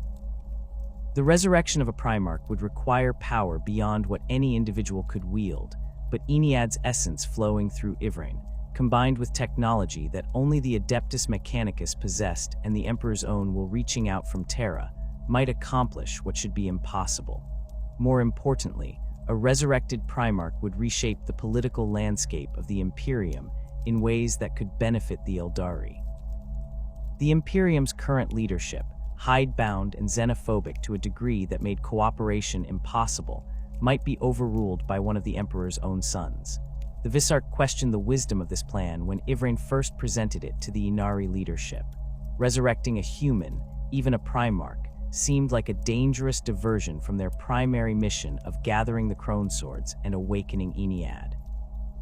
The resources required to reach Crag, gain access to Guilliman's stasis chamber, and perform the resurrection would be substantial. If they failed, they would have wasted time and warriors that could have been devoted to retrieving another Crone Sword or striking at Chaos forces. If they succeeded, they would be placing enormous trust in a Primarch who had no reason to view the Aeldari as anything other than Xeno's threats to be eliminated or at best tolerated. Yvraine insisted that the risk was necessary. Her visions showed her possible futures, where the Ynnari fought alone against Chaos and Slaanesh, making incremental progress but ultimately failing to gather enough strength before the Dark Prince moved decisively against them. Other futures showed an alliance with the Imperium, or at least with the faction of the Imperium that would rally around a returned Primarch. In these timelines, the combined forces of Ynnari and Imperial armies achieved victories that neither could accomplish alone. The resurrection of Guilliman was not just about gaining an ally, it was about changing the trajectory of the galaxy's future in ways that would create space for Ynnead to fully awaken. Abaddon's final assault on Cadia employed the Blackstone fortresses as weapons of apocalyptic power. These ancient stations, built by the Old Ones or possibly even earlier civilizations, possessed the ability to manipulate the barrier between the material realm and the warp. In the hands of someone who understood their full capabilities, they could seal warp rifts or tear new ones open. Abaddon had spent millennia learning to control them, and he turned their power against Cadia itself. The planet's crust cracked under impossible stresses as the fortresses bombarded it with energies that reality was never meant to contain. The defenders fought to the last, but no amount of courage or firepower could prevent what happened next. Cadia broke apart, its fragments spinning off into space as the planet died. The pylons that had been built into Cadia's structure, ancient Necron technology that helped stabilize the barrier between reality and the warp, were destroyed. Without these pylons maintaining the integrity of local space, the Eye of Terror began to expand. But what emerged was far worse than a simple expansion of an existing warp storm. The Cicatrix Maledictum, the Great Rift, tore across the galaxy like a wound that would never heal. This massive warp storm stretched from the Eye of Terror in the galactic west all the way to the eastern fringe, cutting the Imperium in two. Entire sectors disappeared into the warp, their populations lost to demonic predation or worse. Warp travel, already dangerous, became nearly impossible in many regions as the currents of the Immaterium grew chaotic beyond any navigator's ability to chart. The southern half of the Imperium, cut off from Terra and the Astronomican's light, faced isolation and the very real possibility of complete collapse. The psychic shockwave that accompanied the Great Rift's birth killed billions. Psykers across the galaxy experienced catastrophic backlash as the warp surged through them. Astropaths died at their posts, their minds burned out by energies they could not contain. Entire navigator houses lost multiple members in a single instant as the warp routes they were charting suddenly became killing grounds. The Aeldari, with their inherent psychic sensitivity, suffered terribly. Craftworlds that had survived 10,000 years found themselves facing demonic incursions as the barrier between reality and the warp grew dangerously thin. The infinity circuits that protected Aeldari souls became harder to maintain as Slaanesh's influence grew stronger across the galaxy. Yet amid this catastrophe, Ynnead stirred more powerfully than ever before. The mass death and psychic turbulence created exactly the conditions that Yvraine had foreseen. The Yncarne manifested in dozens of locations simultaneously, drawn to battlefields where Aeldari fought desperately against the demonic tide. Each manifestation harvested souls for Ynnead, strengthening the god incrementally but measurably. Yvraine felt the whispering god's presence in her mind growing clearer, its communications less fragmentary and more purposeful. The time for the next phase of their mission had arrived. The Ynnari fleet moved toward Crag even as the galaxy burned. They traveled through the webway where possible, avoiding the warp storms that made conventional travel suicidal. The journey required weeks of careful navigation through passages that had not been used in millennia, some of which showed signs of chaos corruption that forced lengthy detours. The fleet included ships from multiple sources, Craftworld vessels that had declared for Ynnead, Drukari raiders whose crews had converted to the cause, and even a few corsair ships whose captains saw opportunity in the chaos. Crag itself had not been directly affected by the Great Rift's opening, but the Ultramarines and their successor chapters faced desperate fighting across Ultramar as Chaos forces sought to exploit the confusion. The Fortress of Hera, that massive structure built into Crag's mountains where Guilliman lay in stasis, remained heavily defended, but the bulk of the Ultramarines' forces were deployed elsewhere. The Ynnari approached not as invaders, but as supplicants, though they came prepared for the possibility that their offer would be rejected with bolter fire. Archmagos Dominus Belisarius Call had been working on a potential cure for Guilliman's condition for thousands of years. This ancient tech priest, one of the few individuals who had survived since the Horus Heresy, possessed knowledge and capabilities that even the Adeptus Mechanicus leadership on Mars viewed with suspicion. He had been preparing for the possibility of Guilliman's resurrection, gathering the technology and biological samples necessary to attempt what should be impossible. When the Ynnari arrived with Yvraine's offer to combine her powers with his technology, Call recognized an opportunity that might never come again.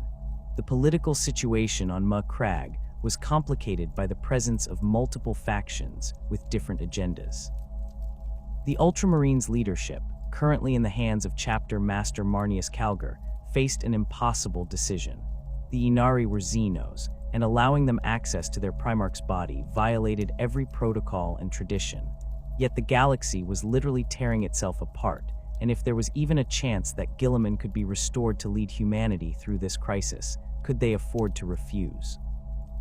The Adeptus Custodes, those golden-armored guardians who served as the Emperor's personal bodyguard, had sent representatives to Crag. Their presence suggested that Taro itself had an interest in what happened next. Saint Celestine arrived at Crag shortly after the Ynnari, having fought her way across half the galaxy through warp storms and demonic incursions. Her presence tipped the balance in favor of attempting the resurrection. This living saint, a being who had died and been resurrected multiple times through the Emperor's will, recognized something in Yvraine's power that resonated with her own experiences. She argued that if the Emperor wanted Guilliman to remain in stasis, he would not have allowed the Ynnari to reach Crag. The fact that they had arrived at this specific moment, when the galaxy needed the Primarch most desperately, suggested divine will at work. The resurrection itself took place within the Fortress of Hera's most sacred chamber, where Guilliman's stasis field had preserved his body for 10,000 years. Call's machinery surrounded the stasis pod, arcane devices that combined the Mechanicus' most advanced technology with systems whose origins dated back to the Dark Age of technology. Yvraine stood before the pod with Kavur in hand, channeling Ynnead's power through the Crone Sword and into the Primarch's body. The process was not gentle. It required forcing life back into a form that had been suspended between existence and death for millennia. The Emperor's own power reached out from Terra, crossing the void to touch his son. This was not the full attention of the Master of Mankind, whose consciousness fought an eternal battle against the Chaos gods in the warp, but rather a fragment of his will focused on this single purpose. The combination of Ynnead's death-touched power, Call's technology, and the Emperor's divine essence created something unprecedented. Guilliman's wounds healed, his heart began to beat, and consciousness returned to a mind that had been trapped in nightmare stasis for 10,000 years. The Primarch's awakening did not bring instant clarity or immediate alliance. Guilliman emerged from stasis to find himself in a galaxy that had changed beyond recognition. The Imperium he had helped build was now a theocratic nightmare that worshipped his father as a god, something the Emperor had explicitly forbidden. Humanity had not progressed in 10,000 years, but had instead regressed into superstition and stagnation. The Aeldari who had helped resurrect him were themselves divided into factions pursuing their own agendas. The galaxy was literally split in half by a warp storm, and chaos forces besieged Terra itself. The immediate crisis took precedence over longer-term questions about alliances and trust. Chaos forces had followed the Ynnari to Macragge, and a Black Legion warband supported by demonic legions launched an assault on the fortress of Hera, even as Guilliman regained his strength. The Primarch led the defense alongside the Ynnari, Ultramarines, and the other forces that had gathered at Macragge. This baptism by fire established a working relationship between Guilliman and Yvraine, though it was built on necessity rather than trust. They fought together because the alternative was dying separately. The battle for Macragge demonstrated what the alliance between Ynnari and Imperial forces could accomplish. Ultramarines provided disciplined firepower and tactical flexibility, their centuries of training and experience making them among the finest warriors in the Imperium. The Ynnari contributed speed and precision. Their mixed forces of aspect warriors, Drukhari specialists, and Harlequins striking at vulnerable points in the Chaos lines. When the Yncarne manifested in response to the mounting casualties, its presence turned the tide decisively. The Avatar carved through demon princes and chaos terminators with equal ease, and its psychic presence disrupted the enemy's sorcerous support. Guilliman recognized that Terra itself faced imminent threat. The chaos forces that had poured through the Great Rift were converging on humanity's homeworld, and if Terra fell, the Imperium would collapse regardless of what happened elsewhere. He declared his intention to lead a relief force to Terra, a crusade that would fight its way through the warp storms and demonic armies to reach the throne world before it was too late. The Ynnari agreed to accompany this Terran crusade, seeing both opportunity and necessity in the mission.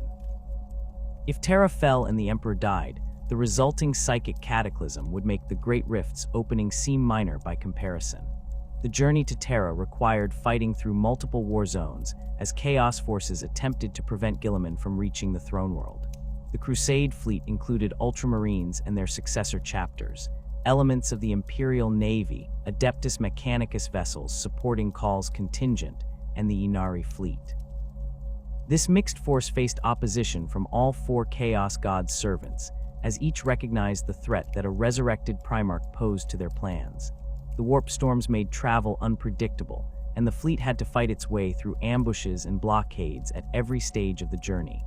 Luna, humanity's moon and home to significant Adeptus Mechanicus facilities, had fallen to Chaos forces who used it as a staging ground for their assault on Terra itself.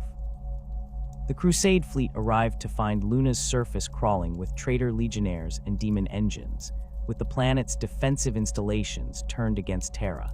The battle to reclaim Luna lasted for weeks, a grinding campaign through the moon's underground complexes and surface installations. The Ynnari's experience fighting in Comora's twisted architecture proved valuable in the close-quarters combat that dominated the lunar facilities. Terra's own defenses held but barely. The Imperial Palace, that massive fortress monastery that covered much of the former Himalayan mountain range, faced assault from multiple Chaos warbands simultaneously. The Adeptus Custodes and the Sisters of Silence fought alongside Imperial Guard regiments and Space Marine chapters to hold the walls, but the defenders were being ground down through attrition. The arrival of Guilliman's Crusade force broke the siege, his presence inspiring defenders who had been fighting for months without hope of relief. The political ramifications of Guilliman's return and his alliance with the Ynnari rippled through both Imperial and Aeldari society. Within the Imperium, the Primarch's authority was absolute in theory, but complicated in practice. The High Lords of Terra, who had ruled in the Emperor's name for 10,000 years, suddenly found themselves answerable to one of the Emperor's sons. The Ecclesiarchy, which had built its power on worshipping the Emperor as a god, faced a Primarch who rejected that theology entirely. The Inquisition, always suspicious of Zeno's influence, struggled with the fact that Guilliman had been resurrected partly through Aeldari power and continued to work with the Ynnari. Guilliman navigated these political challenges with the same strategic acumen he brought to military campaigns. He recognized that the Imperium's survival required cooperation with forces that traditional Imperial doctrine would reject. The Ynnari had proven themselves against chaos, and their goals of awakening Ynnead and destroying Slaanesh aligned with the Imperium's own interests in defeating the ruinous powers. An alliance, even a fragile one built on mutual necessity, served both parties better than the alternative of treating each other as enemies while chaos threatened to consume the galaxy. Among the Aeldari, the alliance generated intense controversy. Conservative Craftworld factions viewed it as confirmation of their worst fears about the Ynnari, that these radicals would compromise Aeldari independence and dignity in pursuit of their reckless goals. Working with the Imperium meant accepting direction from humans, fighting in campaigns that served Imperial strategic objectives, and exposing Aeldari to the Imperium's xenophobic violence. Multiple Craftworlds formally condemned the alliance, declaring that any Aeldari who participated in joint operations with Imperial forces had abandoned the path and could not return to Craftworld society. The Drukhari of Camorra reacted with characteristic cynicism and opportunism. Some Cabals saw the alliance as weakness, evidence that the Ynnari had become servants of the Moan Keith rather than true Aeldari. Others recognized potential profit in the arrangement, as joint operations with Imperial forces created opportunities for raiding and resource acquisition that would have been impossible otherwise. The most pragmatic Archons understood that if the Imperium collapsed under Chaos assault, Camorra would face increased demonic incursions as the barrier between reality and the warp deteriorated further. The Harlequins maintained their characteristic inscrutability regarding the alliance. Their performances began incorporating new elements that depicted Guilliman and Ivrain fighting side by side against Chaos, suggesting that Segorach approved of, or at least accepted this development. Some Harlequin masks increased their support for Ynnari operations, while others withdrew entirely, as if the Laughing God's followers could not agree among themselves about what role they should play in these unfolding events. The Ynnari's emergence as a unified force pursuing Ynnead's awakening did not occur in a vacuum. Every action they took, every soul they harvested for their god, every cronesword they sought to claim generated opposition from entities and factions that viewed their mission as either a direct threat or an opportunity to be exploited. The enemies arrayed against Ivrain's followers operated from fundamentally different motivations, but they shared a common interest in preventing or corrupting the Ynnari's goals. Understanding these adversaries requires examining not just their military capabilities, but the existential threats they represented to the Ynnari cause. Slaanesh's opposition to the Ynnari transcended the typical predator-prey relationship the Dark Prince maintained with all Aeldari. The birth of Ynnead represented a genuine threat to She Who Thirsts, a rival deity whose very existence challenged Slaanesh's claim to Aeldari souls.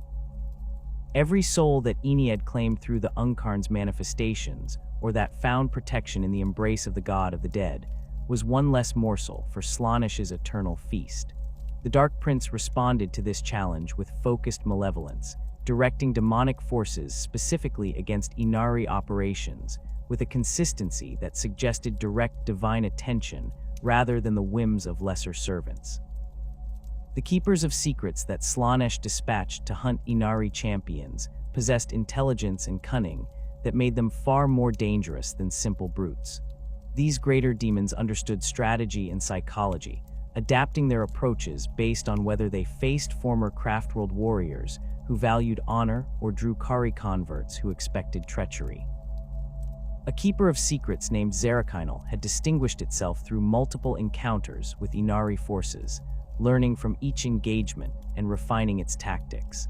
This particular demon had nearly killed the Visarch during a battle in the Webway, exploiting his Biel-Tan conditioning about holding ground to trap him in a collapsing passage, while demonic reinforcements closed in from multiple directions. The Mask of Vial represented a different category of threat entirely. This entity had once been a favored handmaiden of Slaanesh, a demon whose performances and dances pleased the Dark Prince beyond measure. When the mask somehow displeased its patron and was cursed to dance forever without rest, it became a creature of spite and malice that sought to corrupt everything it touched. The mask targeted Harlequin forces with particular viciousness, as if the cursed demon recognized in them a twisted reflection of what it had once been. Several Ynnari warbands that included significant Harlequin contingents had reported encounters with the mask, describing how it appeared without warning and forced its victims to join its eternal dance until they collapsed from exhaustion or went mad from the experience. Slaanesh's demonic legions employed tactics specifically designed to counter Ynnari advantages. Demonettes would focus their initial assaults on isolated warriors, attempting to kill them quickly before Yvraine or other powerful Ynnari psykers could attempt resurrection. Fiends of Slaanesh used their psychic abilities to disrupt the connection between Ynnari forces and Ynnead, creating zones where the god's influence weakened and warriors found themselves more vulnerable to soul theft. Demon princes who had once been Aeldari themselves, fallen champions who had embraced Slaanesh completely, brought intimate knowledge of Aeldari psychology and tactics to their attacks. The strategic implications of Slaanesh's focused opposition forced the Ynnari to adapt their operational planning. Standard Craftworld doctrine about acceptable casualties and risk assessment no longer applied when every death risked feeding the enemy they sought to destroy. The Visarch implemented protocols requiring that Ynnari forces operate in groups large enough to include psykers capable of soul binding, ensuring that fallen warriors could be protected from Slaanesh's grasp even if immediate resurrection proved impossible. These protocols slowed deployment and reduced tactical flexibility, but the alternative was allowing Slaanesh to harvest Ynnari souls and grow stronger from their very attempts to oppose it. The homunculi covens of Commorragh viewed the Ynnari as existential threats to their carefully constructed system of immortality.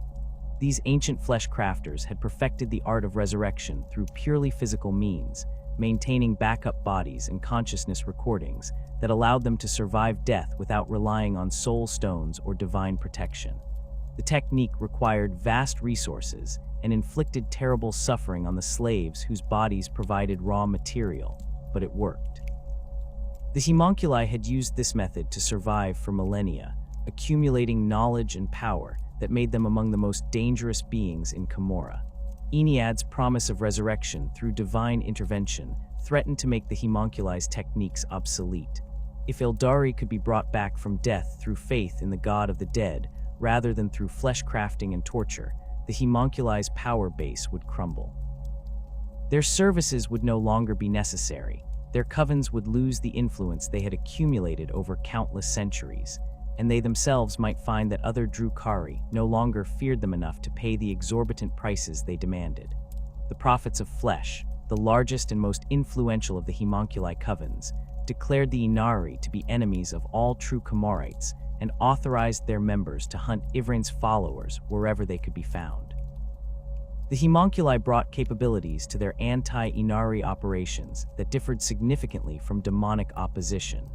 Their creations, grotesques and racks twisted into living weapons through flesh crafting, could not be permanently killed by conventional means.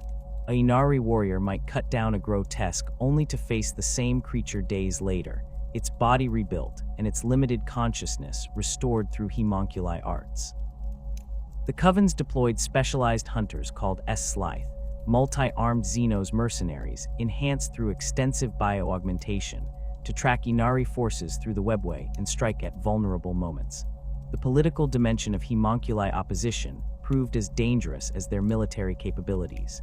These ancient beings maintained extensive networks of clients and debtors throughout Commorragh, Drukhari who owed them favors or relied on their services. The homunculi used these connections to spread misinformation about the Ynnari, claiming that Yvraine's resurrections left warriors as mindless shells, or that Ynnead would consume its followers' souls just as surely as Slaanesh did.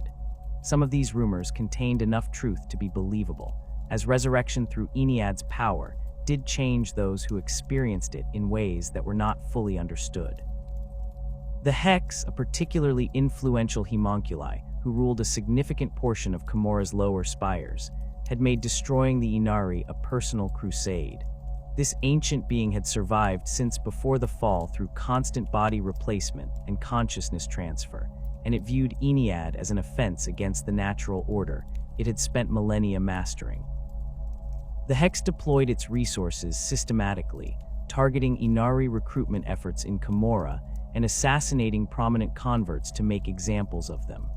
Several former succubi and archons who had declared for Ynnead were captured by the Hex's agents and subjected to tortures designed to break their faith in the god of the dead.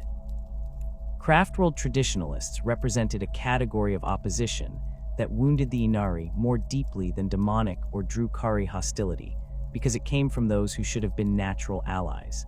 These conservative farseers and autarchs genuinely believed that the Ynnari's approach would doom the Aeldari rather than save them.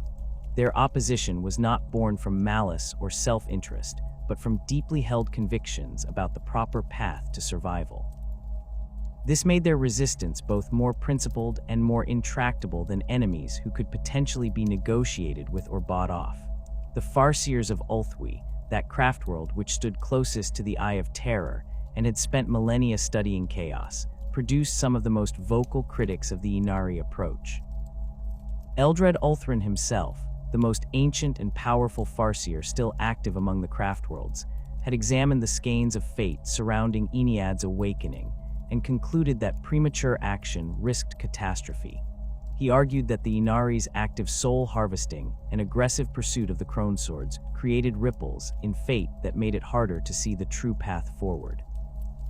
In several documented instances, Eldred had actively worked against Ynnari operations, not through direct military opposition, but through manipulation of circumstances to delay or redirect their efforts.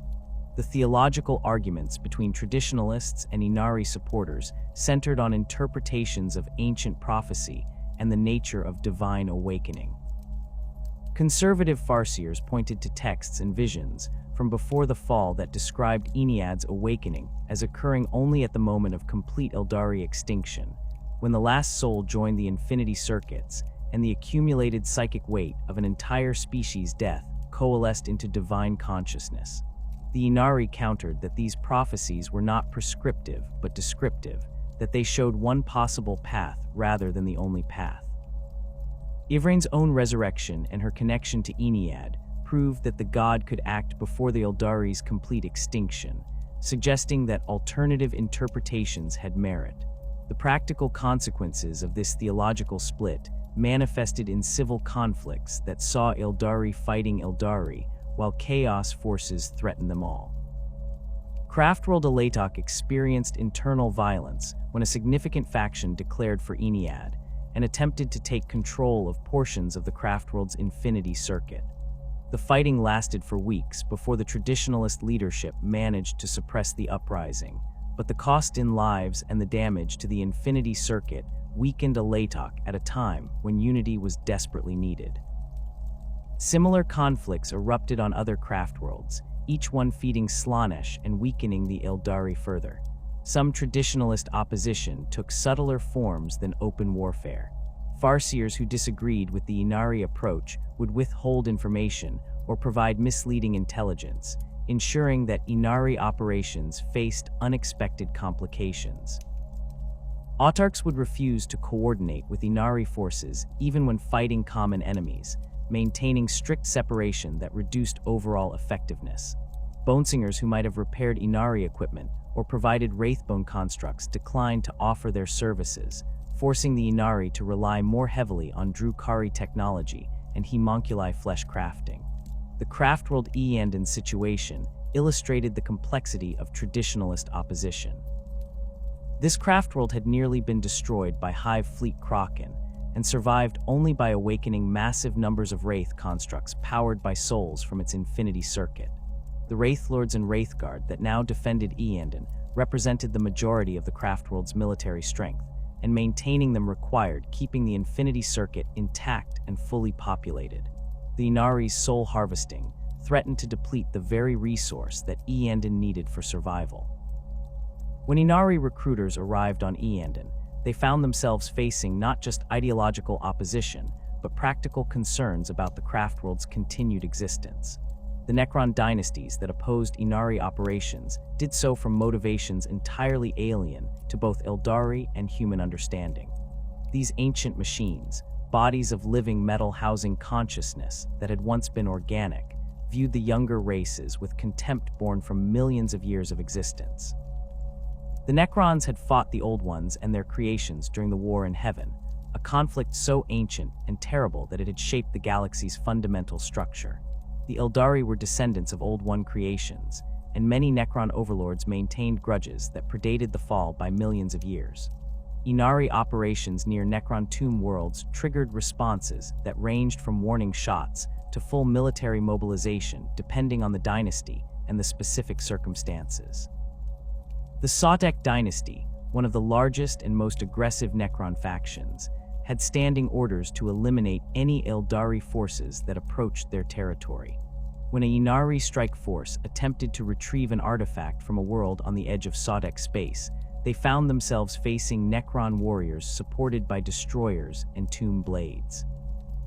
The battle demonstrated the fundamental incompatibility between Aeldari speed and grace and Necron implacable resilience, as Ynnari forces could destroy individual Necron warriors only to watch them phase out and resurrect moments later. Imodic the Stormlord, Pharaon of the Sawdek dynasty, and one of the most powerful Necron leaders, viewed all Aeldari activity as potential threats to his plans for galactic reconquest. His forces had clashed with Ynnari warbands on multiple occasions, and he had demonstrated a disturbing ability to predict Ynnari movements and position his forces to intercept them.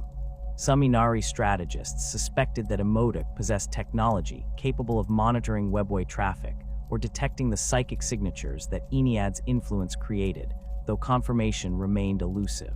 Trazyn the Infinite represented a different category of Necron opposition. This collector's interest in the Ynnari stemmed not from territorial concerns or ancient grudges, but from his desire to add unique specimens to his galleries on Solemnus. Trazyn had attempted to capture Yncarne herself on at least 2 occasions, viewing her as a priceless addition to his collection of historical figures. The first attempt came during a battle where Ynnari forces fought alongside Imperial Guard against an Orc-Wa. Trazyn's forces intervened not to aid either side, but to capture Yncarne using stasis technology, nearly succeeding before the Yncarne's manifestation forced him to withdraw.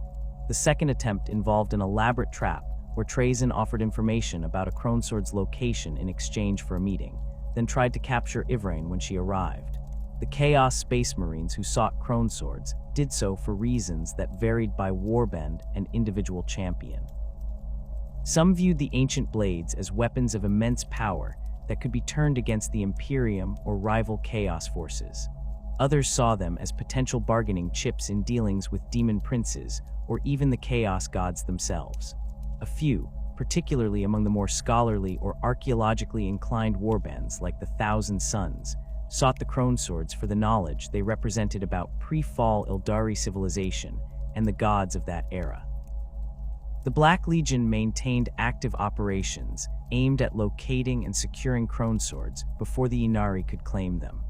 Abaddon the Despoiler understood that preventing Ynnead's full awakening served his goal of destroying the Imperium, as a fully awakened Aeldari God of Death would inevitably oppose Chaos. Black Legion warbands had been observed conducting raids on the same Crone worlds that Ynnari forces targeted, sometimes arriving simultaneously and forcing 3-way battles between Ynnari, Black Legion, and the demonic defenders already present. The Emperor's children, as devotees of Slaanesh, took particular interest in disrupting Ynnari operations. These Chaos Space Marines sought to please their patron by denying Ynnead the souls and artifacts necessary for full awakening. A warband led by a champion named Vorphilax had made hunting Ynnari forces its primary mission, tracking them across multiple sectors and striking at vulnerable moments. Vorphilax had claimed credit for destroying a Ynnari expedition that had nearly reached a Cronesword on one of the Crone worlds, killing dozens of warriors and allowing Slaanesh's demons to claim their souls. The Word-Bearers approached the Ynnari situation from a theological perspective that combined genuine curiosity with malevolent intent. These servants of chaos undivided studied the emergence of Ynnead as a phenomenon worthy of analysis, viewing it as evidence of how gods could be born from collective belief and psychic resonance. Dark apostles of the Word-Bearers had been known to capture Ynnari warriors for interrogation, seeking to understand the exact mechanisms by which Ynnead granted power to its followers and how the resurrection process functioned. The information they gathered fed into broader word-bearer efforts to manipulate faith and divine power for their own purposes. The cumulative effect of facing opposition from so many different sources stretched Ynnari resources and forced difficult strategic choices. Every operation required accounting for potential interference from multiple enemy types, each with different capabilities and objectives. A mission to retrieve a Kronesword might face Slaaneshi demons protecting the artifact, Necron forces claiming the territory, Chaos Space Marines seeking the blade for themselves, and potentially even intervention from Craftworld forces attempting to prevent what they viewed as a reckless action. The Visarch's strategic planning had to account for scenarios where Ynnari forces found themselves fighting on multiple fronts simultaneously, unable to fully commit to any single objective. The Ynnari's theological framework represents the most radical departure from established Aeldari philosophy since the fall itself. Where the Craftworlds had spent 10 millennia building elaborate systems of psychological and spiritual control designed to prevent any repetition of the excess that birthed Slaanesh, the Ynnari proposed something that seemed dangerously close to abandoning those safeguards entirely. The path system that governed Craftworld life existed to compartmentalize the Aeldari psyche, allowing individuals to experience different aspects of their nature in controlled, sequential fashion, without risking the kind of all-consuming obsession that had doomed their ancestors. A Craftworlder might walk the path of the warrior for decades, then transition to the path of the artisan, then perhaps the path of the seer, each transition marked by careful ritual and guidance from those who had walked these paths before. The Ynnari rejected this entire structure as unnecessary restriction that weakened the Aeldari rather than protecting them. Ivrain's own journey illustrated their alternative approach. She had been Craftworld warrior, Corsair pirate, and Comorite gladiator, experiencing aspects of Aeldari existence that the path system insisted must remain forever separate. Her transformation into Ynnead's herald proved that an Aeldari could embrace multiple facets of their nature simultaneously without falling to chaos, provided they had the god's protection. The Ynnari called this the Path of Rebirth, though the name itself was somewhat misleading as it was not a path in the traditional sense, but rather a rejection of the need for paths at all. The theological justification for this approach rested on Ynnead's fundamental nature as a god of death and rebirth. The Ynnari argued that the Whispering God's essence provided a form of spiritual armor that made the path's restrictions obsolete. An Aeldari who had touched death and been marked by Ynnead carried a fragment of the god within them, a connection that served as anchor and protection against the pull of excess. This was not the same as the emotional deadening that some Craftworld Aeldari achieved through extreme discipline, nor was it the desperate self-sustaining through torture that the Drukhari practiced.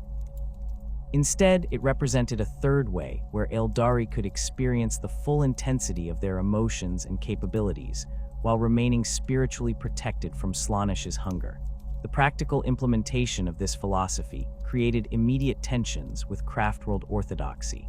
When aspect warriors joined the Ynnari, they did not simply abandon their shrines and adopt new symbols. They retained the combat skills and tactical knowledge their aspect had taught them, while also learning techniques from other traditions. A former Dire Avenger might study the acrobatic combat style of witch cults or incorporate the stealth tactics that rangers employed. A Howling Banshee could embrace the cold precision of Drukhari incubi without losing the passionate fury that defined her aspect. The result was warriors who combined capabilities that traditional doctrine insisted must remain separate, creating fighters whose versatility made them more effective, but also more unpredictable. The concept of soul binding represented perhaps the Ynnari's most significant theological innovation. Traditional Craftworld Aeldari relied on spirit stones, psycho-receptive gems worn at all times that would capture their souls upon death and allow safe integration into their Craftworld's infinity circuit. The Drukhari rejected spirit stones entirely, sustaining themselves through torture and accepting that this meant constant vulnerability to Slaanesh. The Ynnari offered a third option, where souls could be partially bound to Ynnead even before death, creating a connection that provided protection without requiring the complete surrender that joining an infinity circuit entailed. The mechanics of this soul binding remained imperfectly understood even by Ynnari spiritual leaders. Yvraine could perform the ritual that established the initial connection, using Kavur as a focus to channel Ynnead's power into the supplicant. The process required genuine faith and willingness from the recipient, as attempting to force the connection resulted in psychic backlash that could kill both parties. Once established, the soul binding manifested as a subtle but constant awareness of Ynnead's presence, a sense that the god watched and waited, ready to claim the soul should death occur. This protection was not absolute. A soul-bound Ynnari who died far from any source of Ynnead's power, in circumstances where the god's attention was focused elsewhere, might still be claimed by Slaanesh, but the probability was significantly lower than for unprotected Aeldari, and the soul binding grew stronger the more the individual served Ynnead's cause. The implications of partial soul binding extended beyond simple protection from Slaanesh. Soul-bound Ynnari reported enhanced resistance to psychic attacks, particularly those employing fear or despair. They experienced their emotions with full intensity, but found it easier to avoid the kind of obsessive focus that led to excess. Most significantly, the soul binding allowed Yvraine and other powerful Ynnari psychers to sense when soul-bound warriors died, creating opportunities for resurrection that would be impossible with unbound souls. The connection served as a beacon that guided Ynnead's power to the deceased, allowing intervention before Slaanesh could fully claim the departing spirit. Drukhari, who underwent soul binding, experienced the most dramatic transformation. These Aeldari had spent centuries or millennia sustaining themselves through inflicting suffering, their very survival dependent on constantly feeding Slaanesh with the anguish of their victims. The soul binding severed this need, replacing the desperate cycle of torture with divine protection. Former Drukhari described the experience as simultaneously liberating and terrifying. They no longer felt the constant gnawing hunger that had driven them to ever greater acts of cruelty, but they also lost the dark vitality that torture had provided. Many struggled with the transition, their bodies and minds having adapted to a lifestyle that soul binding made unnecessary. The role of death in Ynnari philosophy differed fundamentally from how other Aeldari factions viewed mortality. Craftworld culture treated death as tragedy, a loss that diminished the species and moved them one step closer to extinction.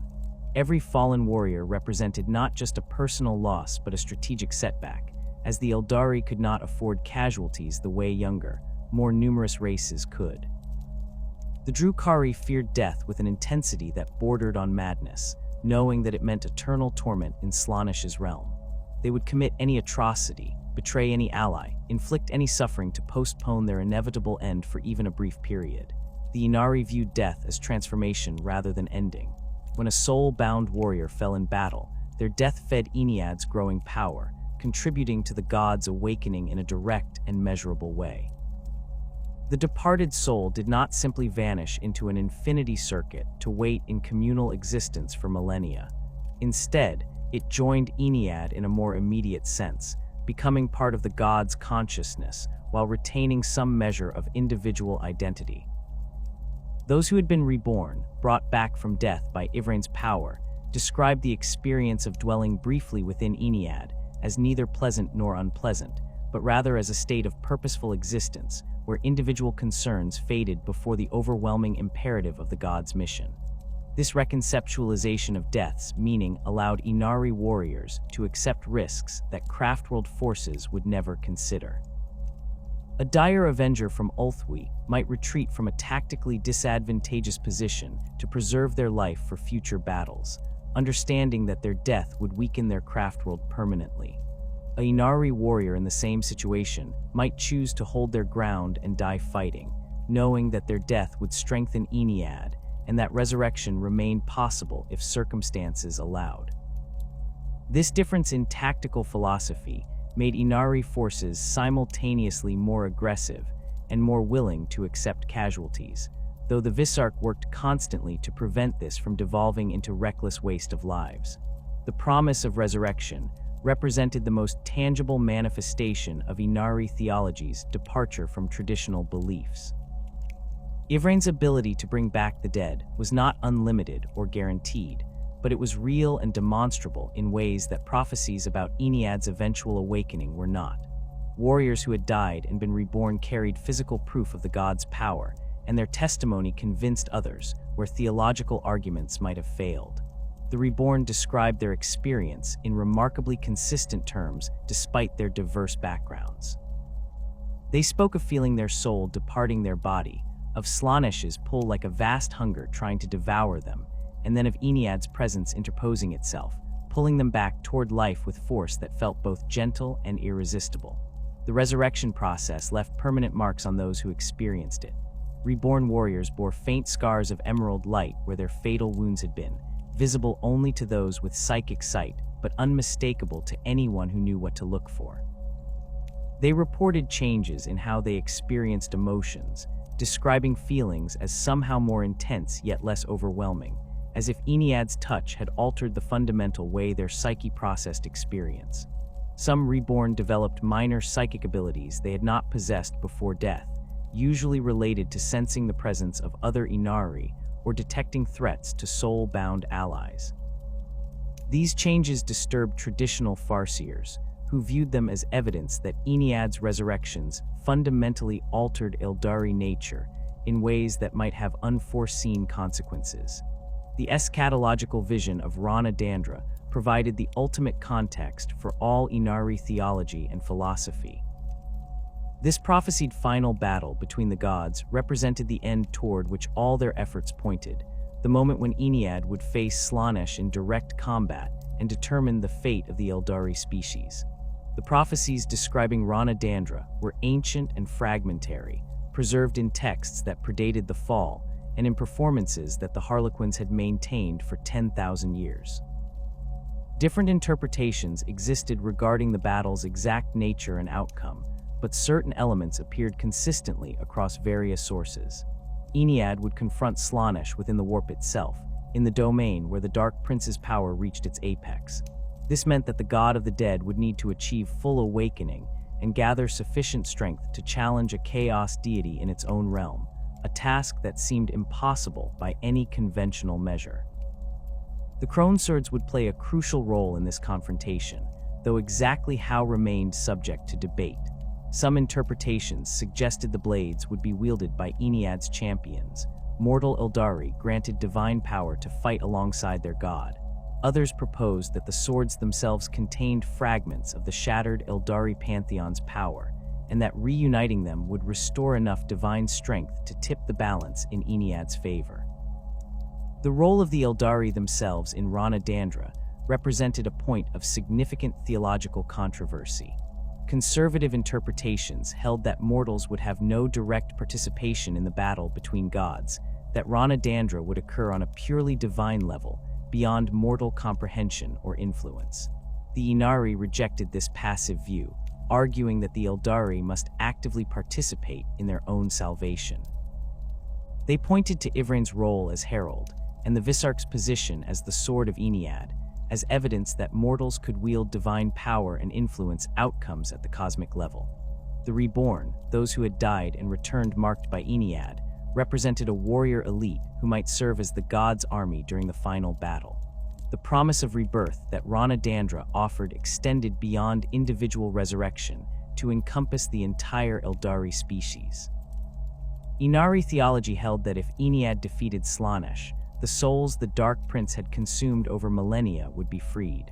The Aeldari who had died during the fall itself, those billions whose souls had been devoured in Slaanesh's birth, might be restored. The species could be reborn not just spiritually, but numerically, their population restored to something approaching pre-fall levels. This vision of collective resurrection provided hope that went beyond simple survival, suggesting that the Aeldari might reclaim not just their future, but their past as well. The theological implications of this promised rebirth raised questions that Ynnari spiritual leaders struggled to answer satisfactorily. Would the resurrected Aeldari retain memories of their original lives, or would they emerge as blank slates requiring re-education in a galaxy utterly transformed from the one they had known? How would Aeldari society integrate millions or billions of individuals whose cultural references and expectations dated from before the fall, who remembered the empire at its height and had no experience with the path or the desperate survival strategies that had defined post-fall existence? The practical challenges of such a resurrection seemed almost as daunting as the theological and military obstacles to achieving it. The Ynnari's relationship with the other surviving fragments of the Aeldari pantheon added another layer of complexity to their eschatological vision. Cain existed in shattered form, his fragments bound into the avatars that Craftworld shrines housed. Isha was imprisoned in Nurgle's garden, subjected to the plague god's experiments while using her divine power to whisper cures to mortals. Segorach had escaped Slaanesh through trickery and maintained his freedom through constant motion and misdirection. The Ynnari believed that these surviving gods would have roles to play in Rana-Dandra, that the final battle would see all the remaining divine powers of the Aeldari united against their common enemy. The Harlequin's performances of the Rana-Dandra story depicted complex interactions between Ynnead and the other gods. In some versions, Segorach served as the trickster who created the opening that allowed Ynnead to strike at Slaanesh's vulnerable point. Other performances showed Cain's fragments reuniting during the battle, the bloody-handed god reforming to fight alongside Ynnead in a partnership that echoed their cooperation before the fall. The most optimistic versions depicted Isha's liberation from Nurgle's garden, the goddess of healing working to restore what Slaanesh had corrupted, while Ynnead fought to destroy the corruption's source. The Ynnari's practical interpretation of these prophecies influenced their strategic planning and operational priorities. Gathering the crone swords took precedence because prophecy indicated they would be necessary for Rana-Dandra. Strengthening Ynnead through soul harvesting and expanding the number of soul-bound Aeldari served to prepare the god for its eventual confrontation with Slaanesh. The alliance with Guilliman and the Imperium, controversial as it was, aligned with interpretations of Rana-Dandra that suggested the younger races would play supporting roles in the cosmic battle, their forces keeping Chaos's mortal servants occupied, while the gods fought on the spiritual plane. The psychological impact of Ynnari theology on its adherents varied significantly based on their backgrounds and personalities. Former Craftworld Aeldari often struggled with the loss of the path structure, finding the freedom to embrace multiple aspects of their nature simultaneously, both exhilarating and frightening. They had spent their entire lives learning to compartmentalize their psyche, and abandoning that discipline felt like removing safety restraints while standing at the edge of a precipice. Many compensated by creating their own personal disciplines, informal codes of behavior that provided structure without the path's rigid formality. Drukhari converts experienced different challenges as they adapted to Ynnari philosophy. The soul binding removed their need to torture and feed on suffering, but it did not immediately erase the psychological patterns that millennia of such behavior had created.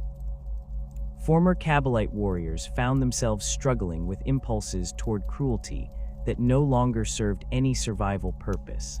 Ex-witches missed the rush of arena combat and the adulation of crowds, finding that fighting for Ynnead's cause provided purpose, but not the same visceral satisfaction. The Ynnari leadership worked to channel these impulses productively, directing former Drukhari toward roles where their particular skills and psychological makeup could serve the cause without requiring them to suppress fundamental aspects of their nature. The concept of transcendence that Ynnari theology promised extended beyond the immediate goal of defeating Slaanesh. The most radical Ynnari philosophers suggested that successful completion of Rana-Dandra would fundamentally transform the Aeldari species, elevating them beyond their current state of existence. This transcendence might involve some form of apotheosis, where Aeldari became more than mortal without losing their individual identities, or it might mean achieving a state of existence where Slaanesh's hunger could never threaten them again, regardless of how they chose to live. These ideas remained speculative and controversial even among committed Ynnari, as they ventured into territory where prophecy provided no clear guidance, and where the risks of wishful thinking were obvious. The Ynnari's theological framework ultimately rested on a gamble that 10,000 years of careful Craftworld planning had been too conservative, that the Aeldari's salvation required risk and action rather than patient accumulation of souls in infinity circuits. This gamble acknowledged the possibility of catastrophic failure. If Ynnead awakened prematurely and proved too weak to defeat Slaanesh, the resulting battle might destroy both gods and leave the Aeldari with no divine protection whatsoever.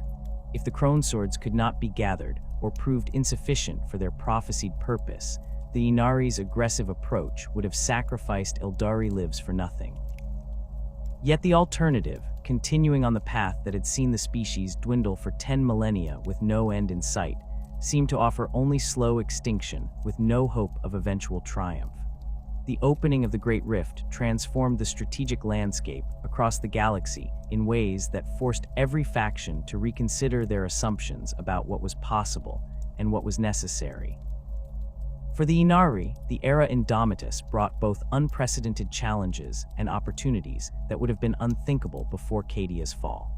The warp storms that carved the galaxy in two disrupted traditional travel routes and created zones where the barrier between reality and the immaterium grew dangerously thin, but these same conditions allowed Ynnead's power to manifest more reliably and with greater strength than during the preceding millennia.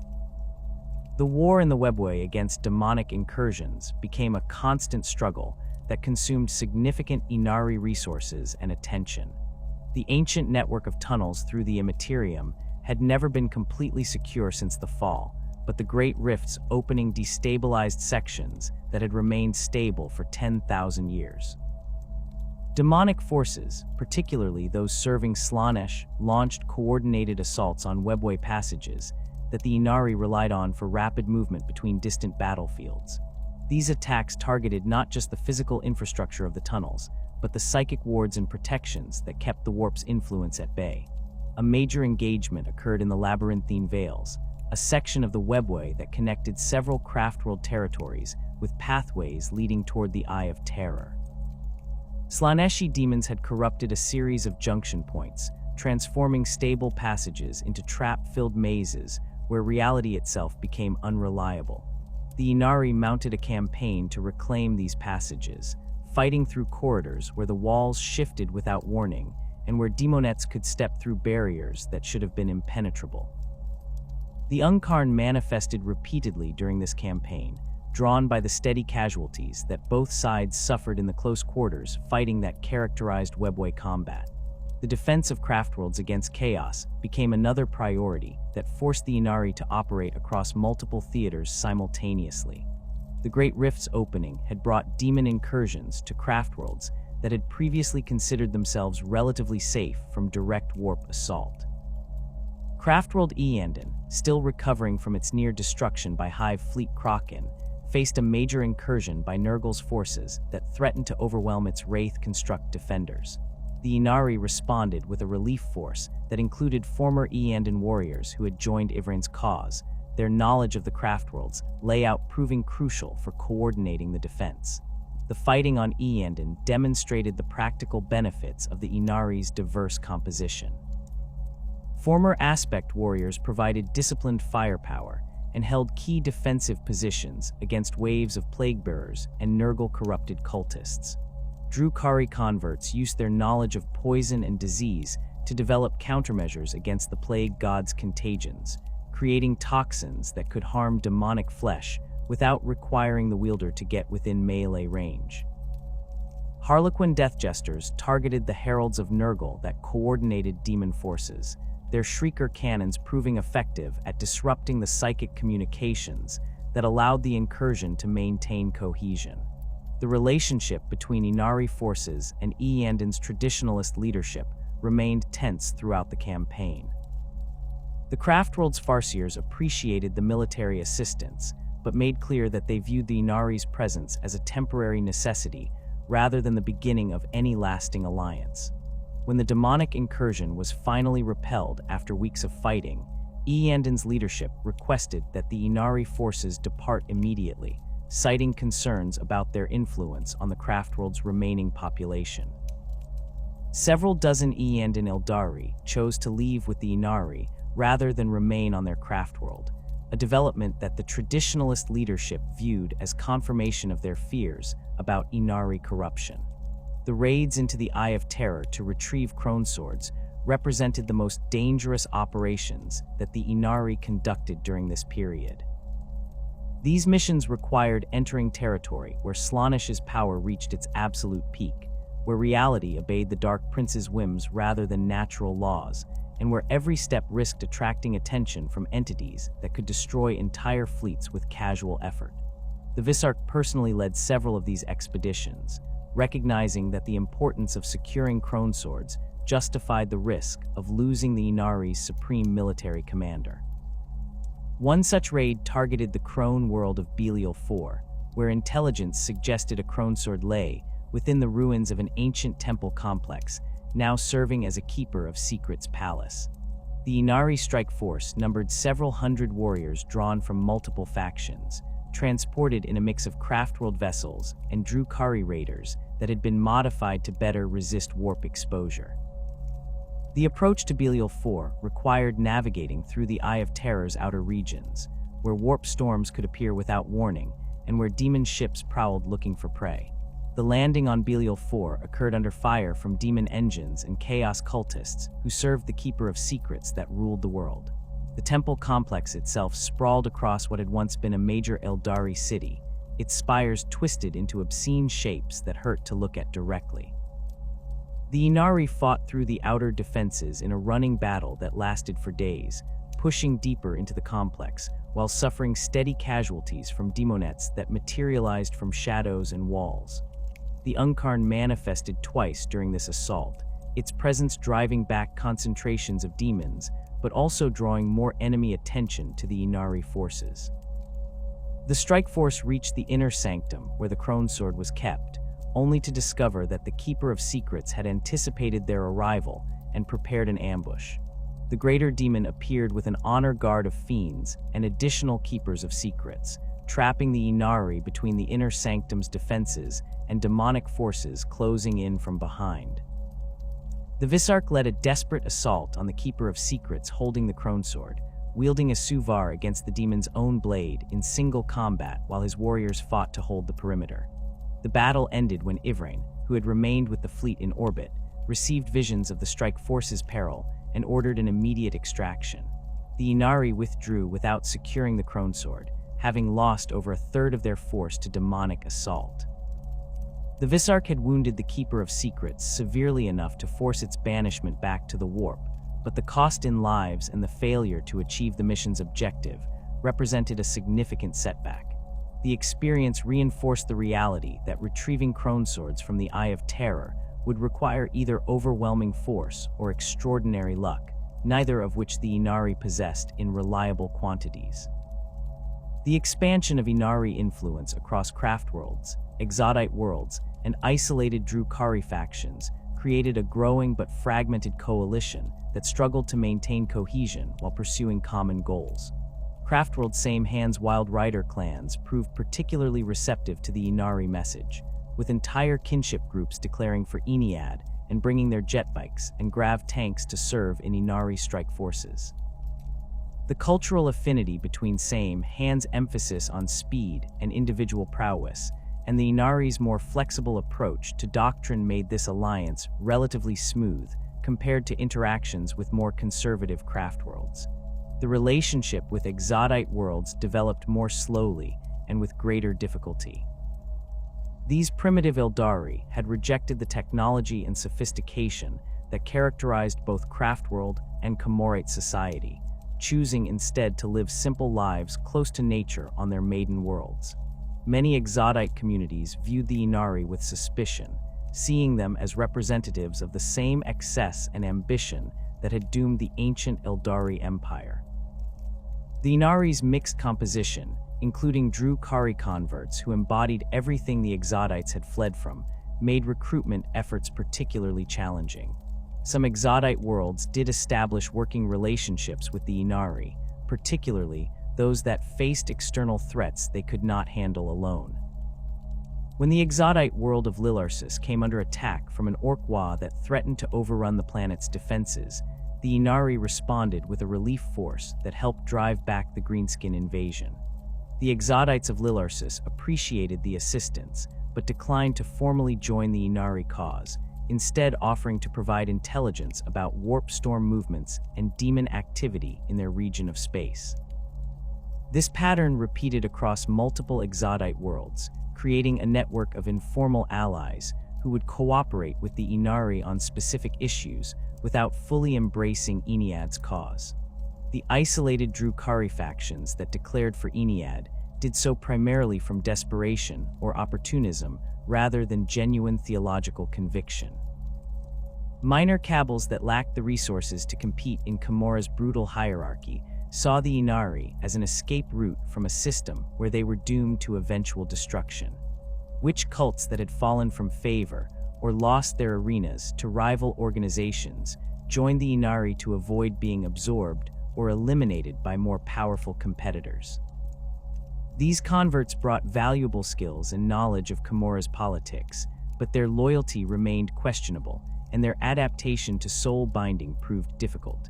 The Cabal of the Flayed Skull, a Drukhari faction known for their skill at void warfare and boarding actions, established a formal alliance with the Ynnari that stopped short of full conversion. The Cabal's leadership agreed to provide transportation and military support for Ynnari operations in exchange for a share of any resources or artifacts recovered and protection from rival Cabals that might seek to exploit their cooperation with Ivrain's forces. This arrangement allowed the Ynnari to access Drukhari void warfare expertise without requiring the Cabal's warriors to undergo soul binding or abandon their traditional practices entirely. The relationship between the Ynnari and other Aeldari factions in the current timeline reflected the deep divisions that Ynnead's awakening had created within the species. Craftworld Ulthwi maintained a position of cautious opposition, neither actively working against the Ynnari nor supporting their efforts. Eldred Ulthrin's influence ensured that Ulthwi would not commit forces to Ynnari operations, but he also prevented the Craftworld from taking hostile action against Ivrain's followers. This neutrality frustrated both sides, as the Ynnari wanted Ulthwi's considerable military and psychic resources, while traditionalists within Ulthwi argued for more aggressive opposition to what they viewed as dangerous heresy. Craftworld Aletok's response to the Ynnari proved more hostile, particularly after the failed uprising where Ynnari sympathizers had attempted to seize control of portions of the Craftworld's Infinity Circuit. Aletok's leadership declared that any Aeldari who joined the Ynnari would be considered outcasts with no possibility of return, and they refused to coordinate military operations with Ynnari forces even when facing common enemies. This stance created situations where Aletok and Ynnari forces fought in the same war zones without communication or cooperation, sometimes inadvertently interfering with each other's operations through lack of coordination. The cooperation with Samehan and Iyanden represented the most positive relationships the Ynnari maintained with major craftworlds, though even these alliances came with significant limitations. Samehan's support was enthusiastic but decentralized, as individual clans made their own decisions about joining Ynnari operations without requiring approval from the craftworld's overall leadership. This meant that Ynnari forces could count on Samehan allies for some missions, but not others, depending on which clans were available, and whether the proposed operation aligned with their particular interests and honor codes. Iyenden's relationship with the Ynnari remained transactional, based on immediate military necessity rather than any broader philosophical alignment. The Craftworld would request Ynnari assistance when facing threats that exceeded its own defensive capabilities, then distance itself from Ivrain's followers once the immediate crisis passed. This pattern frustrated the Ynnari leadership, who recognized that Iyenden's heavy reliance on Wraith constructs made it particularly vulnerable to soul harvesting concerns, but also meant the Craftworld desperately needed allies given its depleted living population. The Harlequin's involvement with Ynnari operations continued to follow patterns that seemed comprehensible only to the followers of Segorach themselves.